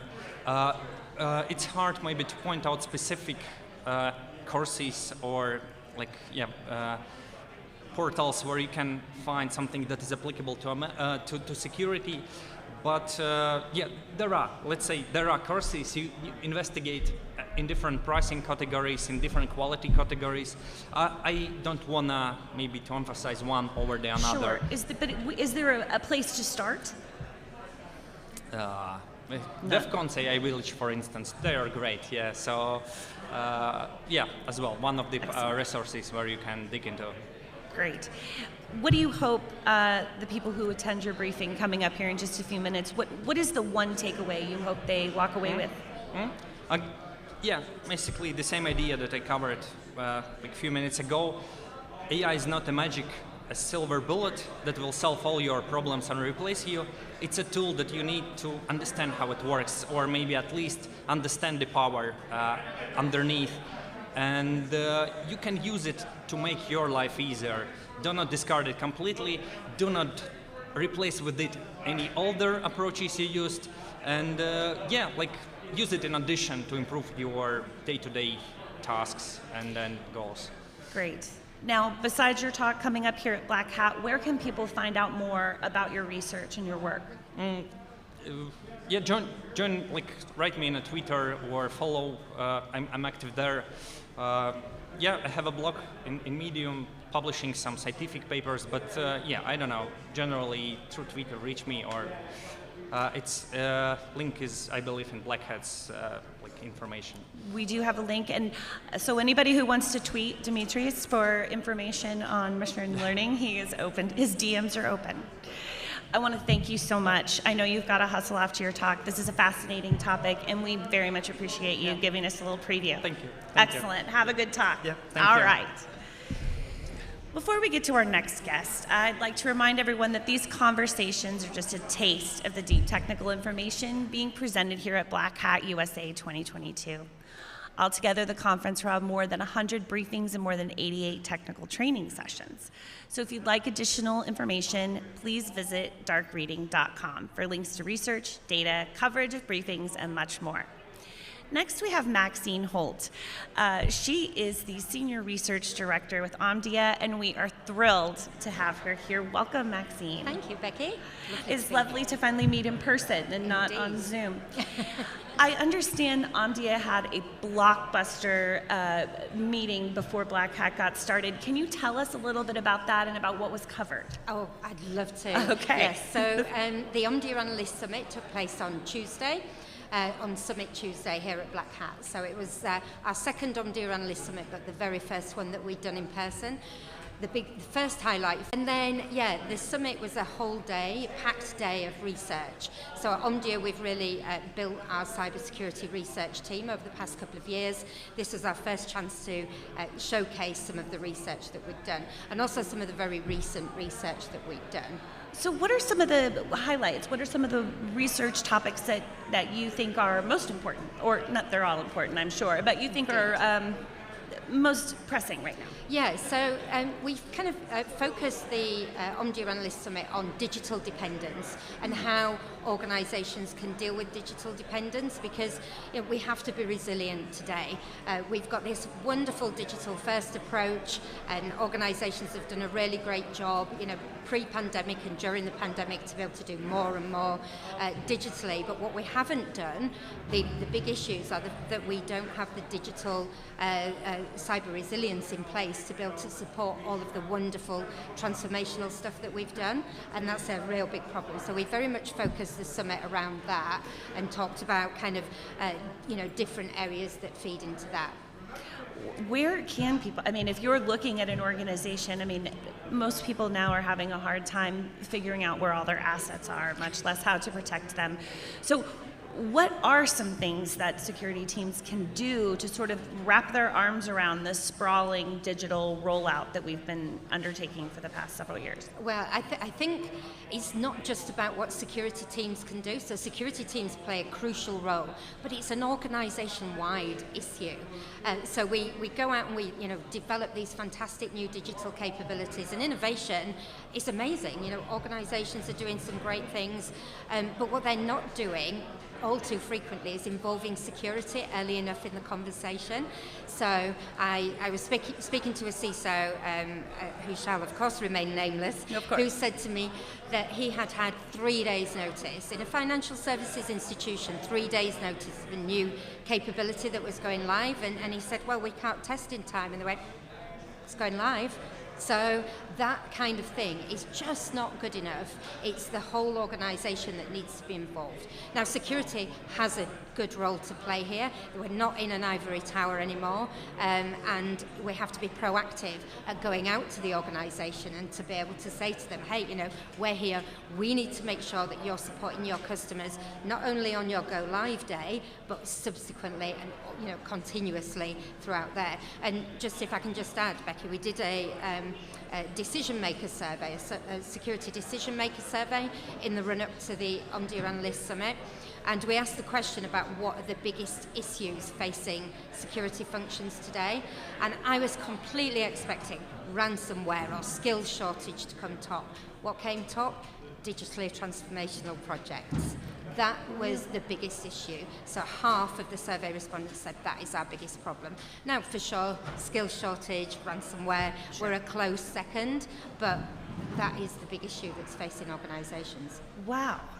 I also often hear CISOs try to figure out the best way to communicate with all of their various constituencies, the C-suite, the financial people, not to mention the everyday employee. So how can CISOs, I'm sure headlines have probably helped quite a bit to convince the decision makers to do this, take the steps to involve security in these decisions. What can CISOs do? How do you see the relationship evolving within organizations of the CISO? And how much more power do you think they're going to have, or less? How is that going to happen? Yeah, that's a difficult one. I think what we saw in the past, that CISOs have typically been very technical individuals who've grown up through the organization, and they completely know their stuff from a security perspective, but maybe they've not got the skills with the kind of the engagement with the rest of the business. So what we're seeing is definitely an evolution there of more business-facing CISOs. Yes. And I think that's, as a CISO and as CISO -1, you know, in those kind of teams, you really need to build and develop those skills to be able to engage with the rest of the business, because we can't turn around and say, no innovation, you're not doing it. That's just not acceptable. You know, we're a support function, if you will, for the rest of the organization. So we have to be able to engage with them, understand what their issues are, and then hopefully in turn they understand what our issues are, and you're finding this kind of happy medium, if you will. So it is engagement. You've got to be able to talk to the rest of the business. And it does seem like these are conflicting concepts, because I'm asking, I would imagine most of this digital transformation is being driven by bottom line, that it saves money, it's more efficient. And yet CISOs, when they talk about, and security teams talk about securing these things, I would imagine that moves the needle in the opposite direction to more spend, slower rollout, that kind of thing. How do you bridge that gap? So that's a difficult one, for sure. I mean, I think I would maybe not completely agree with the bottom line issue, as in, you know, you're doing it for the bottom line issue. What we're seeing is that the transformation of customer experience is really important to organizations. This has been going on since the launch of the iPhone back in 2007. You know, the consumerization of IT, we want to see better and better things as customers, as partners, as suppliers to different organizations. So it's kind of about continuous improvement as well. But yeah, security costs money. There's no two ways about it. You know, oh yes, security is there it's there to protect the business, but it does cost money. But it costs even more if you're not able to service those customers and the citizens. You know, public sector organisations have been doing a great job as well. But if you're not there to service those, service your citizens, service your customers, then you're not making any money at all. So you should be, you know, protecting what you're doing. That's interesting. So it's the customer that is demanding more IT. Yeah, absolutely. I really feel that that's the case. I mean, we were talking in the Omdia Analyst Summit about, you know, the first iPhone, and at the time, you know, now we'd look back and go, really? But you know, kind of, then it was, wow, I can do all this stuff, and I could never do this from here before. And why can I do all these things as a consumer? Yeah, I go to work and I'm still faced with 90s technology, having to work with that, and I developed 90s technology, so I don't think it was that bad. Dear. But you know, that's what's driven kind of these evolutions in organizations. So beyond the digital evolution, what are some other areas of research that you guys are engaged in right now? So crikey, there's a lot going on. I imagine. We've got 7 core intelligence services, so they're the products basically that organizations can subscribe to. So one of the big things that's been coming up at this event for sure is about kind of risk-based vulnerability management. Mm-hmm. So we're just kicking off some research with my colleague Andrew Bromberg on risk-based vulnerability management. So that's a really interesting area. XDR, hot. So, you know, we're just about to launch a report on comprehensive XDR as well. And there's so many more areas. We're doing lots of research. One trend question I have is, it seems that I'm hearing less about automation as the silver bullet to cure all of the woes in the security team, all their issues. Are we backing off of that as an industry? I'm hearing limitations of automation, and I know that CISOs are drowning in false alerts. Yeah. So is that something that you're hearing too, or am I off base? Well, no, you're not off base. I think if I can just take the silver bullet point first, please let us be moving away from silver bullets, because they don't work.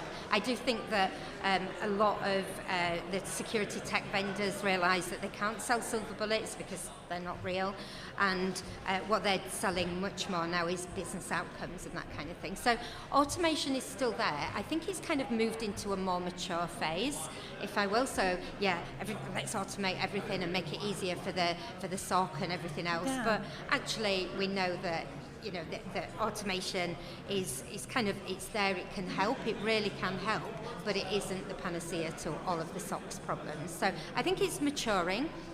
You know, the SOX are getting more used to what they can do and can't do with automation.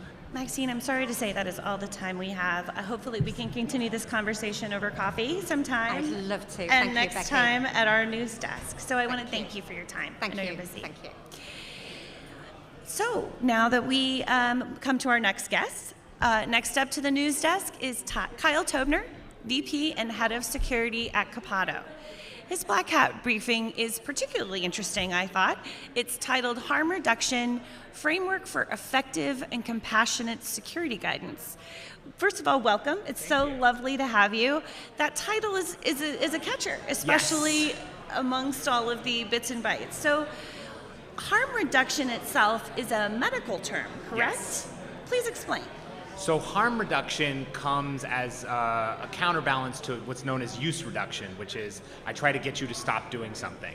Harm reduction believes that you may do it anyway, and so I'm going to focus on mitigating the harms that come from you doing the behavior that's risky. So how have you applied that to cybersecurity? So I believe that there are lots of behaviors in cybersecurity that we know are risky that people do anyway. So in my talk, one of the behaviors I talk about, there is a Super Bowl ad where Coinbase ran a QR code bouncing on the screen. Everybody lost their minds. Everybody lost their minds. But I feel like telling someone not to use a QR code is impractical advice. Millions of people probably use that QR code today. And so the opportunity for cybersecurity people is not to tell people not to do something they're going to do. It's to educate them on what to do when they do it. It's to figure out what are the risks if they do use the QR code, and what can we do as cybersecurity professionals to mitigate those risks. How do we get there? I mean, there are organizations that have devoted their entire efforts to going in and preaching to employees and to teams about just basic hygiene and not using password 123 and all of the basic stuff. How do we break through? I think it's going to be difficult, and it's going to take time, because it's really a mental shift to just realize that humans have weakness. We respond to incentives. There are reasons why we reuse our passwords. We use short passwords. It's just easier. So people in these platforms really need to take the human element into consideration when they're building features, building authentication, building platforms, so that they understand how to remove some of those risks from the humans who, you know. Do you have examples of how that can happen, or suggestions of where we need to start? So, at least in my organization, one of the things that I really have tried to do is, we get these text messages, these phishing messages where someone's pretending to be the CEO. People fall for these, and a lot of the times that kind of, being tricked comes with stigma, comes with things that aren't really nice. We've tried to make it really easy for people to report, hey, I fell for this. Here's how you can get reimbursed for the money you may have lost for this mistake. Here's how we can help you not do that in the future, and make it a really humanizing, really kind experience, so they're more likely to come back to the security team in the future. That reminds me very much of the test phishing email that went out. I can't remember the organization, where they said it was a bonus or something. Tell me about that, and kind of how that would take the wind out of the sails of the whole cooperation between security and everybody else. So a big component of my talk is a framework around how to use harm reduction. And the kind of final piece of the framework is about how to use compassion when you're giving people guidance. You want them to not do something, but they do it anyway. But being compassionate with them when they do something you didn't want them to do helps them trust you more, build a relationship, and maybe eventually they won't do it. And so in that kind of scenario, I think that's a security team that failed to be compassionate. They didn't think about the humans on the other side of their phishing test. They probably just thought the goal was click-through rate. Their goal was to trick as many people as possible, when really that is not the goal of a phishing test. The goal of a phishing test is to make people more resilient to those kinds of scams. How do you bring security teams around to that way of thinking? Because it seems to me that's not a natural state for them. It is not. Nobody likes to acknowledge that people are going to make risky choices in their organization. As a CISO, that's an uncomfortable admission. So in my talk, what I did is I brought mountains of medical evidence from doctors and research studies that have been done on this kind of thinking in the medical field to show that it actually works. And what does it actually working look like? Not having to send test phishing emails. I mean, how do you know when you are being compassionate and seeing results from that? So the goal obviously is for people not to fall for phishing. So use reduction is still always an outcome that is desirable, but you don't want to put all your resources into use reduction because some percentage of your organization is always going to fall for phishing. So putting resources into response, making it really easy for the organization to report phishing, and then building up trust with the organization. One of the terms I really hate in security is name and shame, which a lot of organizations think that's really fun. We're going to shame you and you're not going to do it. But in the world of healthcare, shame actually breaks down people's ability to seek and stay in treatment. So shame is actually a really counter force to cybersecurity, and it's really, you should not use that in your security program. So what does that look like? I come to you and I say, Kyle, I really messed up. I clicked on this phishing link. I got a big problem. What do you then say? What is a compassionate response to that? I mean, it happens to all of us. Even the best security people can fall for phishing because those scammers are professionals. They're getting really good. So my goal when you say you've been phished is to make sure that we are, if you put in your password, you're rotating it. If your device is compromised, we're getting your device cleaned up and then helping you see that this is normal. It happens. Here's where the resources are in case you're worried about it happening in the future. You can read it. Maybe you're not going to read it. But knowing that the security team is your ally, not your enemy, is going to make you way more likely to be like, those guys were so nice to me last time. I can come confess all my Yes. sins. How did you come to this way of thinking? How did you think to apply harm reduction in medical science to cybersecurity? So this is, a lot of us have kind of unfortunate stories like this. I have a sibling who struggled with addiction and was in and out of rehab programs. And I came to feel like abstinence-based rehab programs were really ineffective and was looking for what is out there. This is a problem that many people face. What is out there? Yeah. And that's when I learned about harm reduction. And as I started to read about it, it just infected my brain, and everything I was doing in cybersecurity suddenly had this lens of harm reduction. Putting the human back into cybersecurity. What do you hope the security professionals sitting through your talk, what do you hope they walked away with?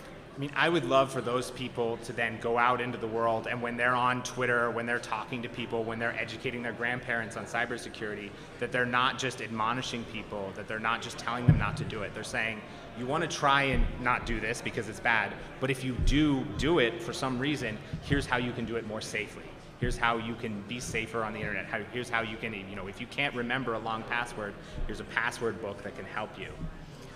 So you're a password book fan, not a password keeper fan. I'm a fan of anything that makes it easier for someone to be more safe. So if that's a password book because password managers in your browser are too complex, I'm a big fan. Excellent. You say that you have a framework. Can you walk us through sort of the nuts and bolts quickly of your framework? It's really simple. I try to make it as easy as possible. 3 pieces. The first piece is accept that risky behaviors are going to continue to happen. It's been proven in medicine, it's been proven in drug policy, in sex education. People will engage in the risk-taking behavior you don't want them to engage in because there are incentives that back that up. So accept that it's going to happen. Number 2, focus some of your energy on mitigating the harms that come from doing those risky behaviors.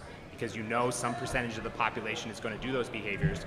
If you put none of your effort into helping them, then you have a whole subset of your user base that's been left out of protection, out of mitigations, and they could potentially harm the rest of the population as well. And then the last piece is do it with compassion.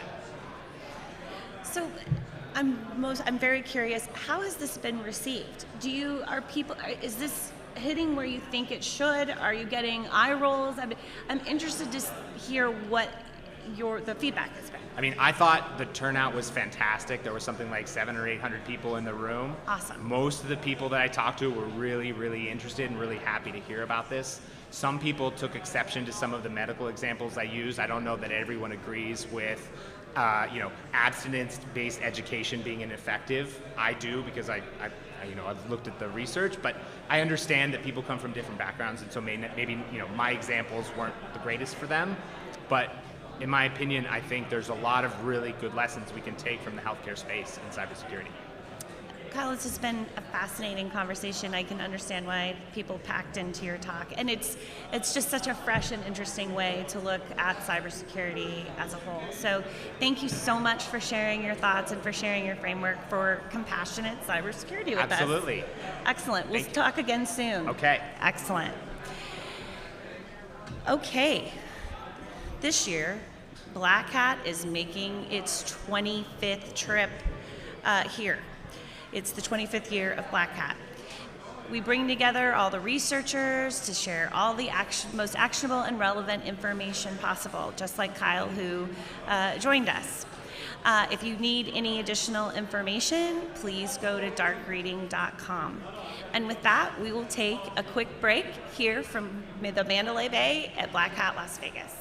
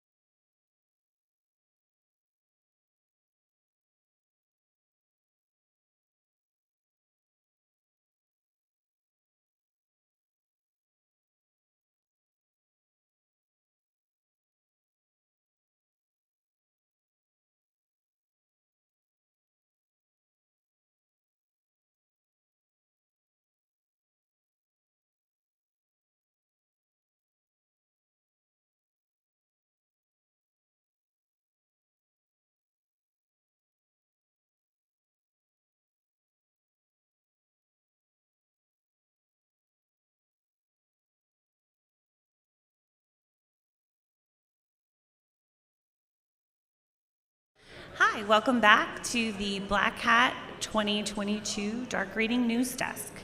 I am happy to welcome up next two guests, Steve Pavolny, Head of Advanced Threat Research at Trellix, and Sam Quinn, Senior Security Researcher at Trellix.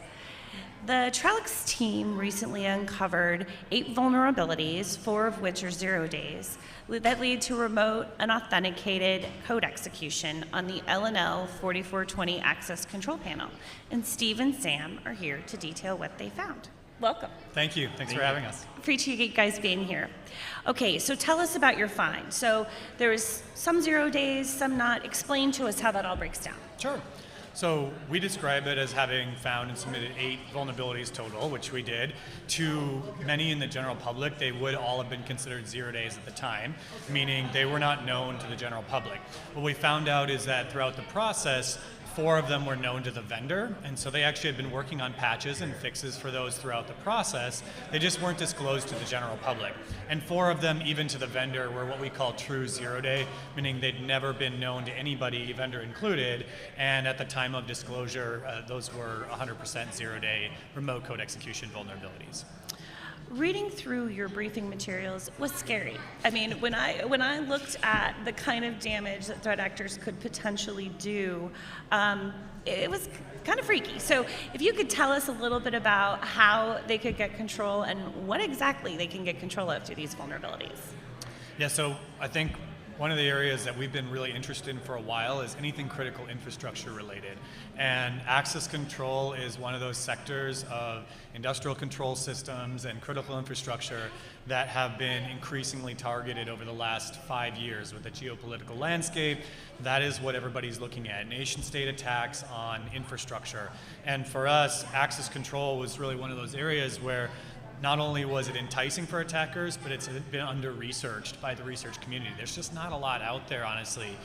So it really caught our attention. The impact of this is that if a malicious attacker was able to find and exploit these vulnerabilities, they'd be able to use them to get access to a secure facility. We could think of government facilities, we could think of hospitals, commercial buildings, residential. These are used worldwide in every country to protect all sorts of facilities, and especially things like critical assets.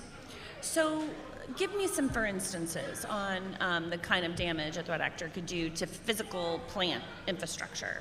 You want to take that, Sam? Yeah, sure. So of course, our vulnerabilities actually allowed an attacker, and us in this case, to have real low-level access on these devices. So pretty much like a God-level mode on these, where we can actually unlock doors, keep doors locked, prevent badges from opening them, all without any sort of monitoring systems identifying our entry to these systems. We call our attack method the ghost in the shell, kind of as a little throwback to the to the 80s, 90s hackers community. But really, this is the concept: is that we wanted to demonstrate that if an attacker found these vulnerabilities and leveraged them, they could get access to open and close doors in secure, sensitive facilities. And more importantly, what we did and really spent the last couple months doing, even after disclosure, is proving that we could make sure we could do this silently, without the management software logging it, without any notification that we had opened and closed the doors. That was a big part of our attack, is showing that we could do this silently, so that if we did it at 2 in the morning, nobody would ever have a clue that we were in the building. When you start disclosing this, what has the reaction been? I know that critical infrastructure and industry in general has been slow to adopt, slow to integrate legacy systems with good cybersecurity. What has the reaction been from the industry? So it's a mixed reaction. We've done a number of areas of research in critical infrastructure and industrial control systems, and I've worked with vendors in the past before where we'll disclose to a vendor and they're like, we don't have a security team. We don't do frequent patches. We don't know what you're talking about. In fact, I had to do a disclosure a couple of years ago where I had to send the full details of our vulnerabilities to a salesperson who was like, I have no idea what the hell a vulnerability is, right? And so we get anything from that all the way up to this disclosure where we worked with Carrier, who actually was the vendor that helped us disclose these to the affected vendor, Mercury, HID Mercury, and they were great to work with. They had a security team. We worked closely with them through the disclosure process. That's kind of the both opposite sides of the spectrum in terms of how disclosure works. And industry, I think, has been very receptive of these. They know that what we're doing is trying to close holes and educate the community. That's interesting. So they get it.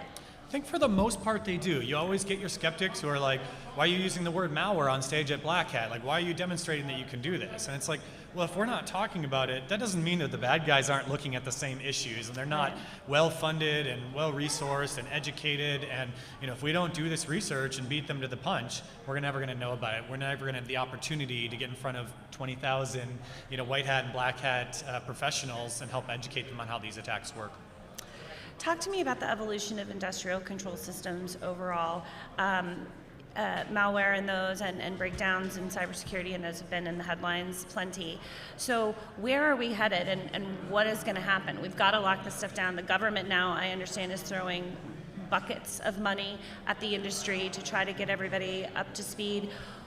What is that evolution going to look like? Where are we now? Yeah, the administration right now, as you mentioned, is putting both dollars and also key resources, people, and documentation and policy around many of the issues in critical infrastructure that we're talking about today. And we partner with a lot of those organizations as well, talking about how can we research and defend and secure those areas. I think that's going to increase dramatically over the next couple of years. We kind of see this as the government starting to realize that this has been a blind spot for a long time, but now with the Russia-Ukraine conflict, we're seeing active exploitation of industrial control systems, things like that. That has brought this to the forefront of national security and national attention, and that's, I think, why we're seeing all of these policies and the administration really putting a lot of effort into investing in this. And I want to add something there too. The board that we actually looked at was on the government's approved product list, where this was kind of a shortcut for these government facilities to actually use this without having to do their own internal audits. And so that was actually quite a good reason for us to actually look into this in the first place, was we saw that this was used in these high security facilities and wanted to take a look. Does that mean they're not really doing that good of a job?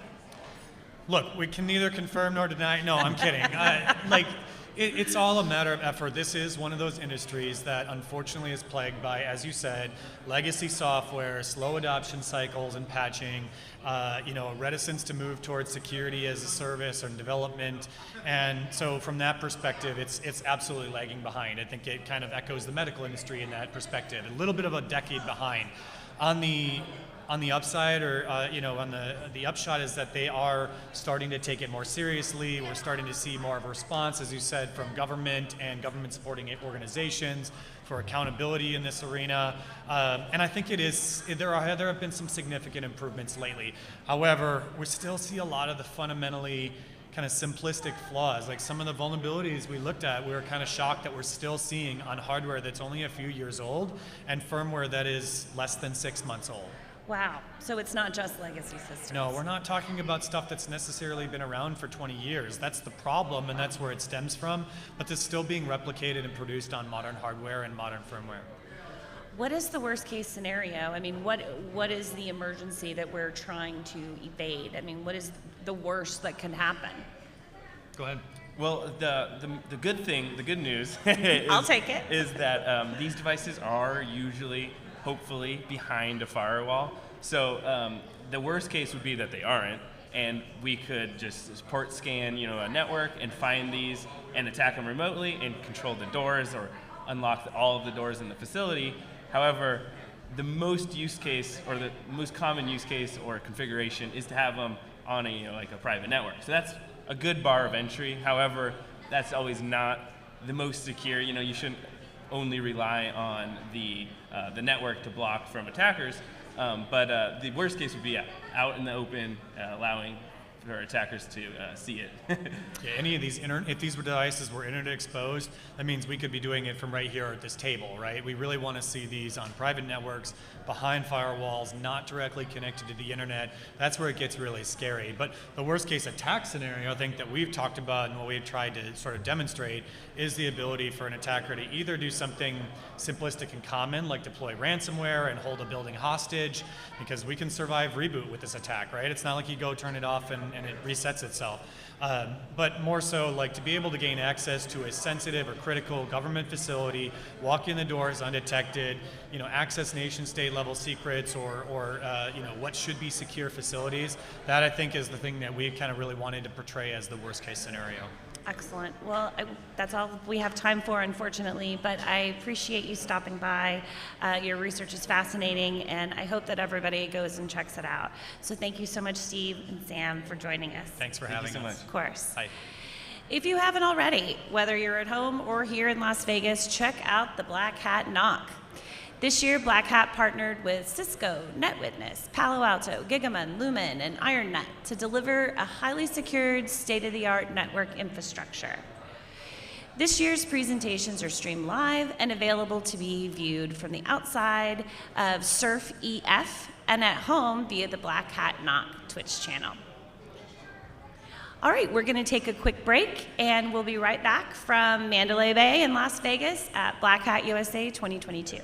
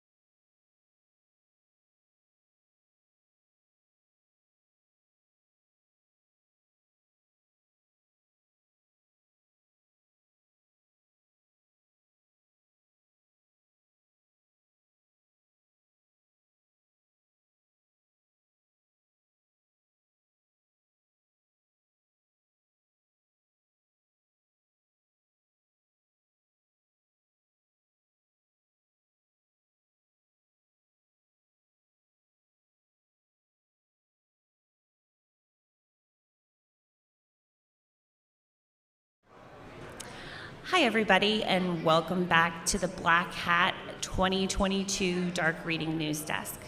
Next up, I am thrilled to welcome John Bambenek. He's a principal threat hunter at NetEnrich. He's here to give us a bit, just a taste of what he's seen at Black Hat 2020 so far. Welcome, John. Thank you. Glad to have you. Glad to be here. So we were talking a bit off camera about some of the things you've seen here at Black Hat, and I want to talk a little bit about the point you brought up of addressing sectors and industry that maybe the cybersecurity community hadn't before. Can you talk a little bit about that? Sure. I mean, traditionally, like this event, right, is mostly focused on enterprise security, where average sale price of a tool is a couple $100,000, which from the word go leaves out consumers entirely, right? Small to medium, and even to some extent large business who just don't have that kind of spend. But the things that kind of stood out, like this year, I saw there's a couple booths on mobile security, right, of cell phone devices, right, which is not something that I've seen traditionally focused on here. But with 5G, that's where network connectivity is going. There's another vendor in there, WordFence, which I know, like I have some websites built on WordPress, which is the world's most popular CMS. Anyone from consumers to small, medium business to even some larger businesses have it. Ton of vulnerabilities in there. So many of our compromised websites are WordPress or their plugins, but there's no real money to be made there. But they can afford a large booth here. And I want to say their price point is relatively small. So it's like, hey, they're starting to be focused on at least technologies that tend to get ignored because they're not really thought of as enterprise technologies. If you walked into a Fortune 50 company and said, I want to deploy on WordPress, they kind of look at you funny. But everybody else in the world knows what it is and is on it, and they're getting owned all the time. So that there's some focus to protect entities that are otherwise left behind in the cybersecurity industry because, the tools are developed to sell to enterprise at a price point, I think is a good development. Is that in part because consumer electronics, with people working from home and using their BYOD, consumer electronics are becoming enterprise electronics? Well, I certainly think people should think that way. I was talking, a couple days ago about an executive protection company of, the difficulty they have talking about protecting executives in cybersecurity versus physical, because it's very two different disciplines.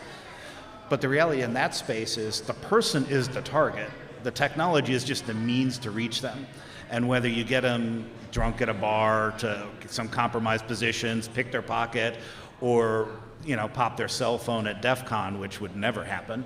The person is the asset, right? They're the true target. And in a work from home environment where people aren't operating in protected enclaves most of the time, and certainly with like the lack of work-life balance that has come from the pandemic, like the 8 to 5 workday, has gone away for almost everybody. Yeah. Now if you want to get somebody, they'll be answering their phone at 8, 9, 10 o'clock at night. And they're going to be doing it at home outside the protective enclave. So you have to protect them on their cell phone devices. If you have BYOD, maybe you can put an agent on there, but probably not. Their home network, nobody's providing, they'll reimburse your home internet, but they're not going to protect it for you or give you something for it, because the person is really the target. It's not, and you're going to get them where they're weak.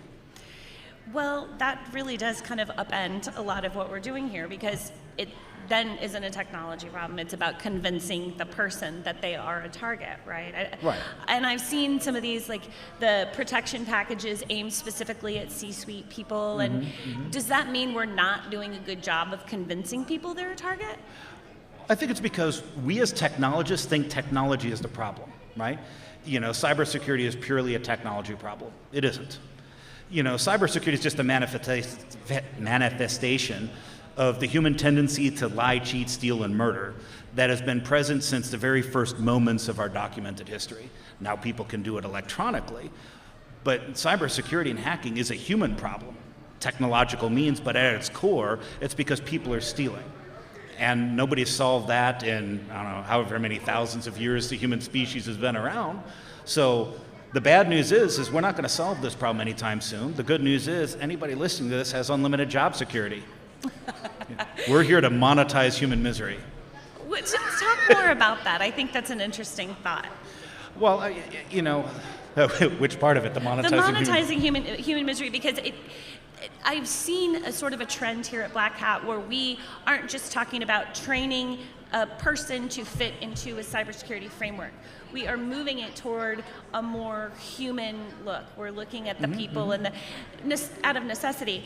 But human misery is the driver. Human misery is the impact. I mean, if you think about one of the largest dollar amounts of cybersecurity fraud, it's not just business email compromise, but like romance scams specifically. And we kind of turn our noses up. Oh, you're online looking for love or whatever.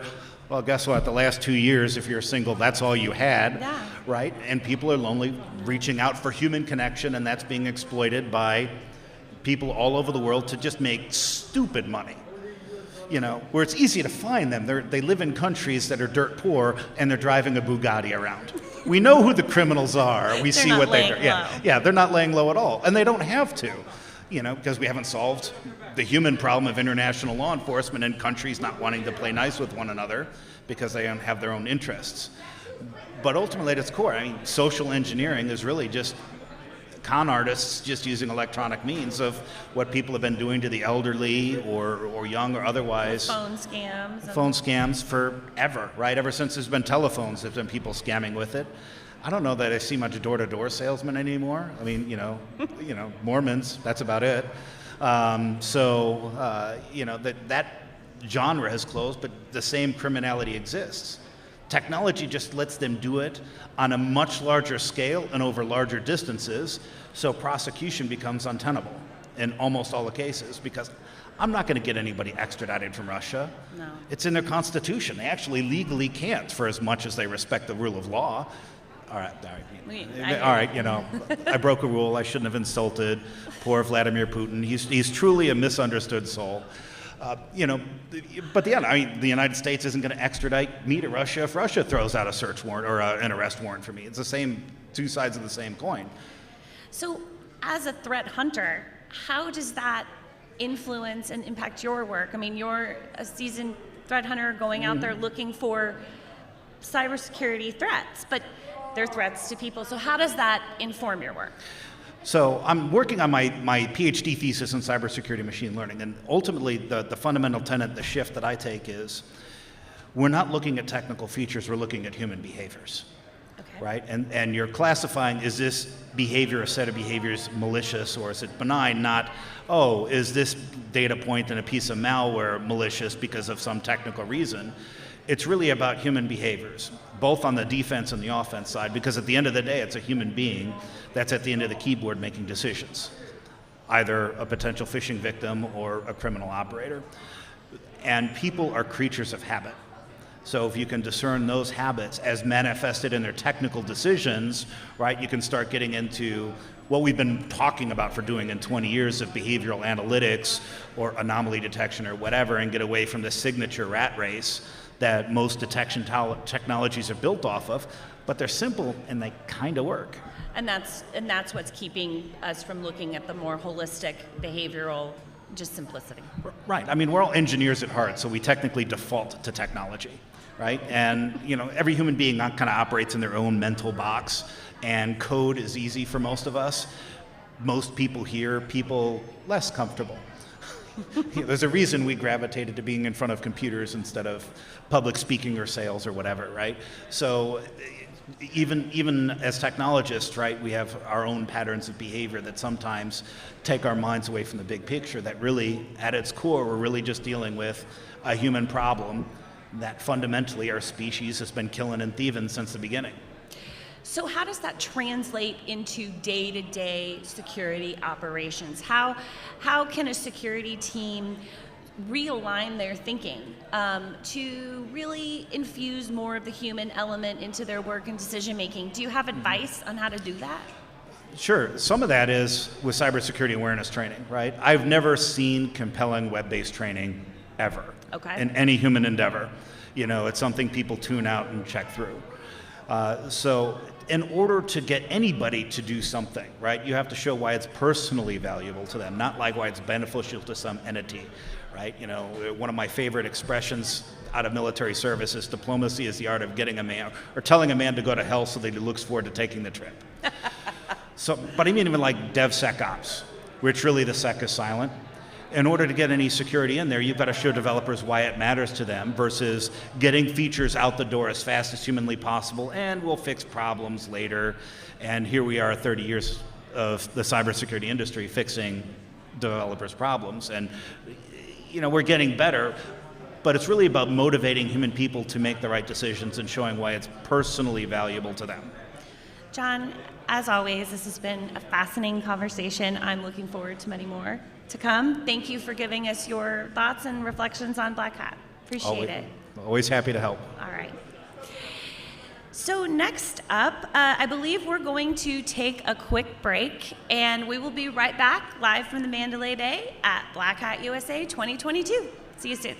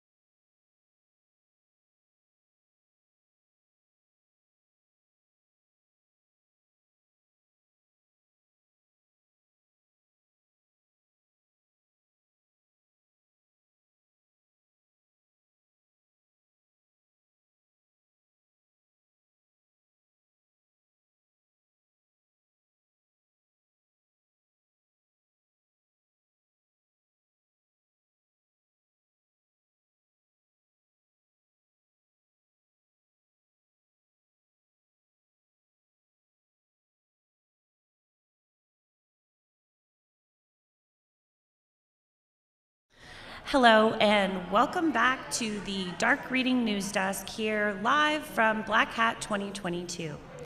We have one final guest to welcome to the Dark Reading News Desk this year. James Kettle, Director of Research at Portswigger, is here to give us a look at his briefing on browser-powered desync attacks. Welcome. We're glad you're here. Thanks. It's good to be here. So a desync attack is the browser talking. Explain to us what the desync attack is. It's better you explain it than me. Sure. So desync attacks are a type of request smuggling, and traditionally these have been done via an attacker directly on a target website. But what I found this year is you can actually make web browsers launch these attacks themselves, which makes life quite interesting. So what are the vulnerabilities you discovered most recently? I know this isn't your first go-around, right?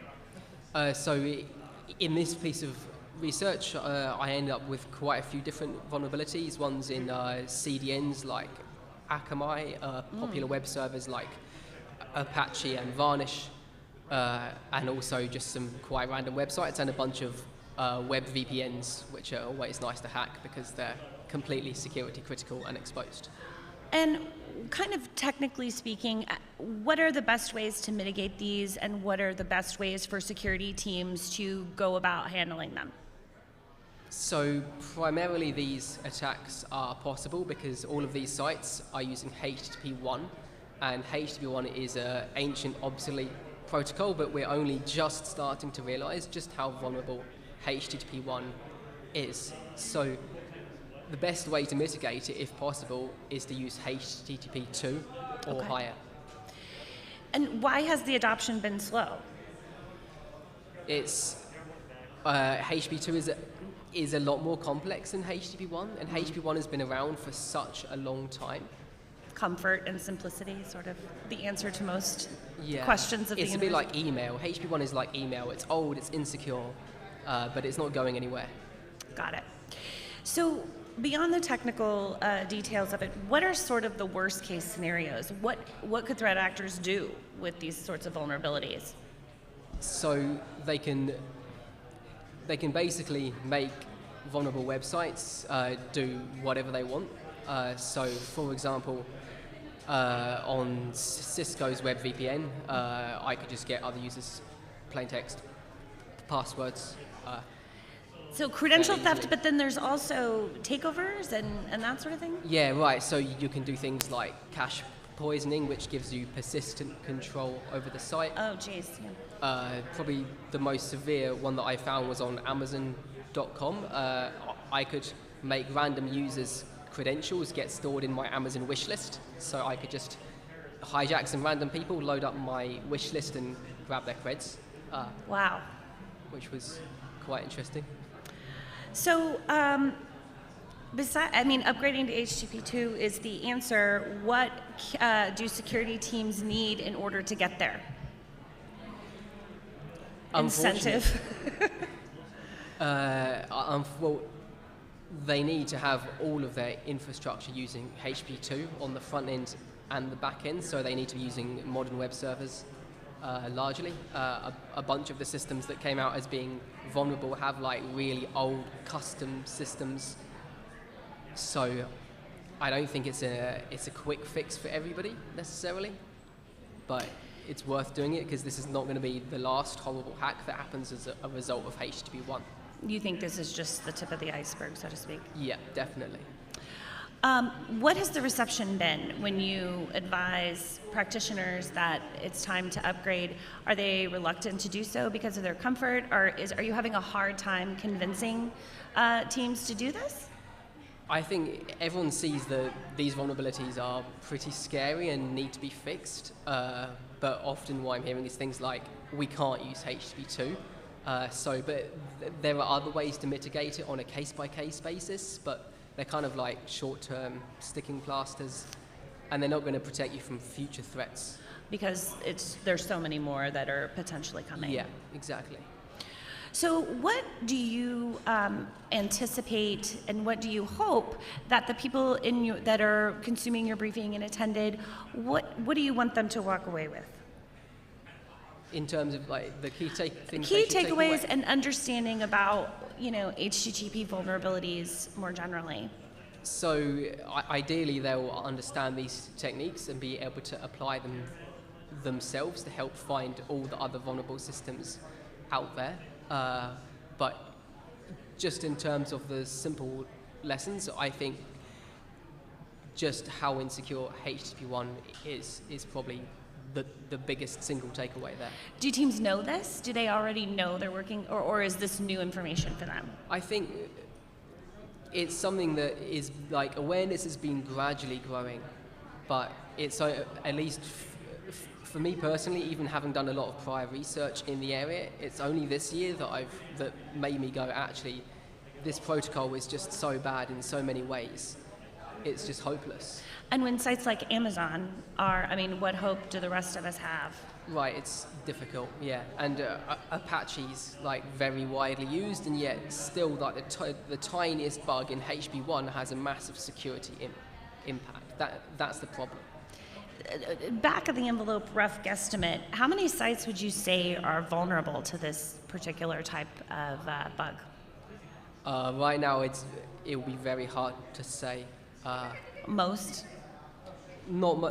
Probably not most, no. Like before the Apache bug was patched, most, but hopefully most people have installed that patch now. The precise techniques that I've been using, I've worked with a bunch of different security teams to get most of those issues fixed, but there'll be loads of just subtle variations on what I've done that will work on a lot of systems. Like the Akamai issue that I found worked on basically every website using Akamai, and that's at least probably hundreds of thousands of websites, I would guess. Right, using their CDN. Yeah. Okay, well that's scary. What are you working on now? Are you working on anything else HTTP related? So I've got a few more leads in this area. I was kind of overwhelmed with the number of findings, so I think there's some small improvements that I can make here and there that will lead to a bunch more of these issues turning up, and I'd like to also improve the tooling so that other people can find these issues better. Excellent. And you think that are security teams are they looking for these sorts of things? Do they understand that the position that they're in with these attacks? I think now that we've done the briefing and released the white paper and so on, hopefully that's the start of awareness for it. We'll see how it goes. Excellent. Where can people find out more? I know Black Hat has your briefing information. Where can they find your white paper? On portswigger.net/research. There's a massive white paper. I tried to keep it as short as possible, and it came out at 8,000 words. So sorry about that, but yeah. Okay, great. Thank you so much for joining us today. I really appreciate it. Thanks. I'm sad to say this brings this Dark Reading News Desk to a close. We're grateful to everyone who took time out of their busy Black Hat schedules to stop by and share their insights. Full coverage of Black Hat 22, please visit darkreading.com, where our team has put together a comprehensive look at the past few days. A huge thank you to our crew here in Las Vegas, the entire Dark Reading team, and to you at home for watching. For Dark Reading, I'm Becky Bracken. We'll see you next time at the News Desk.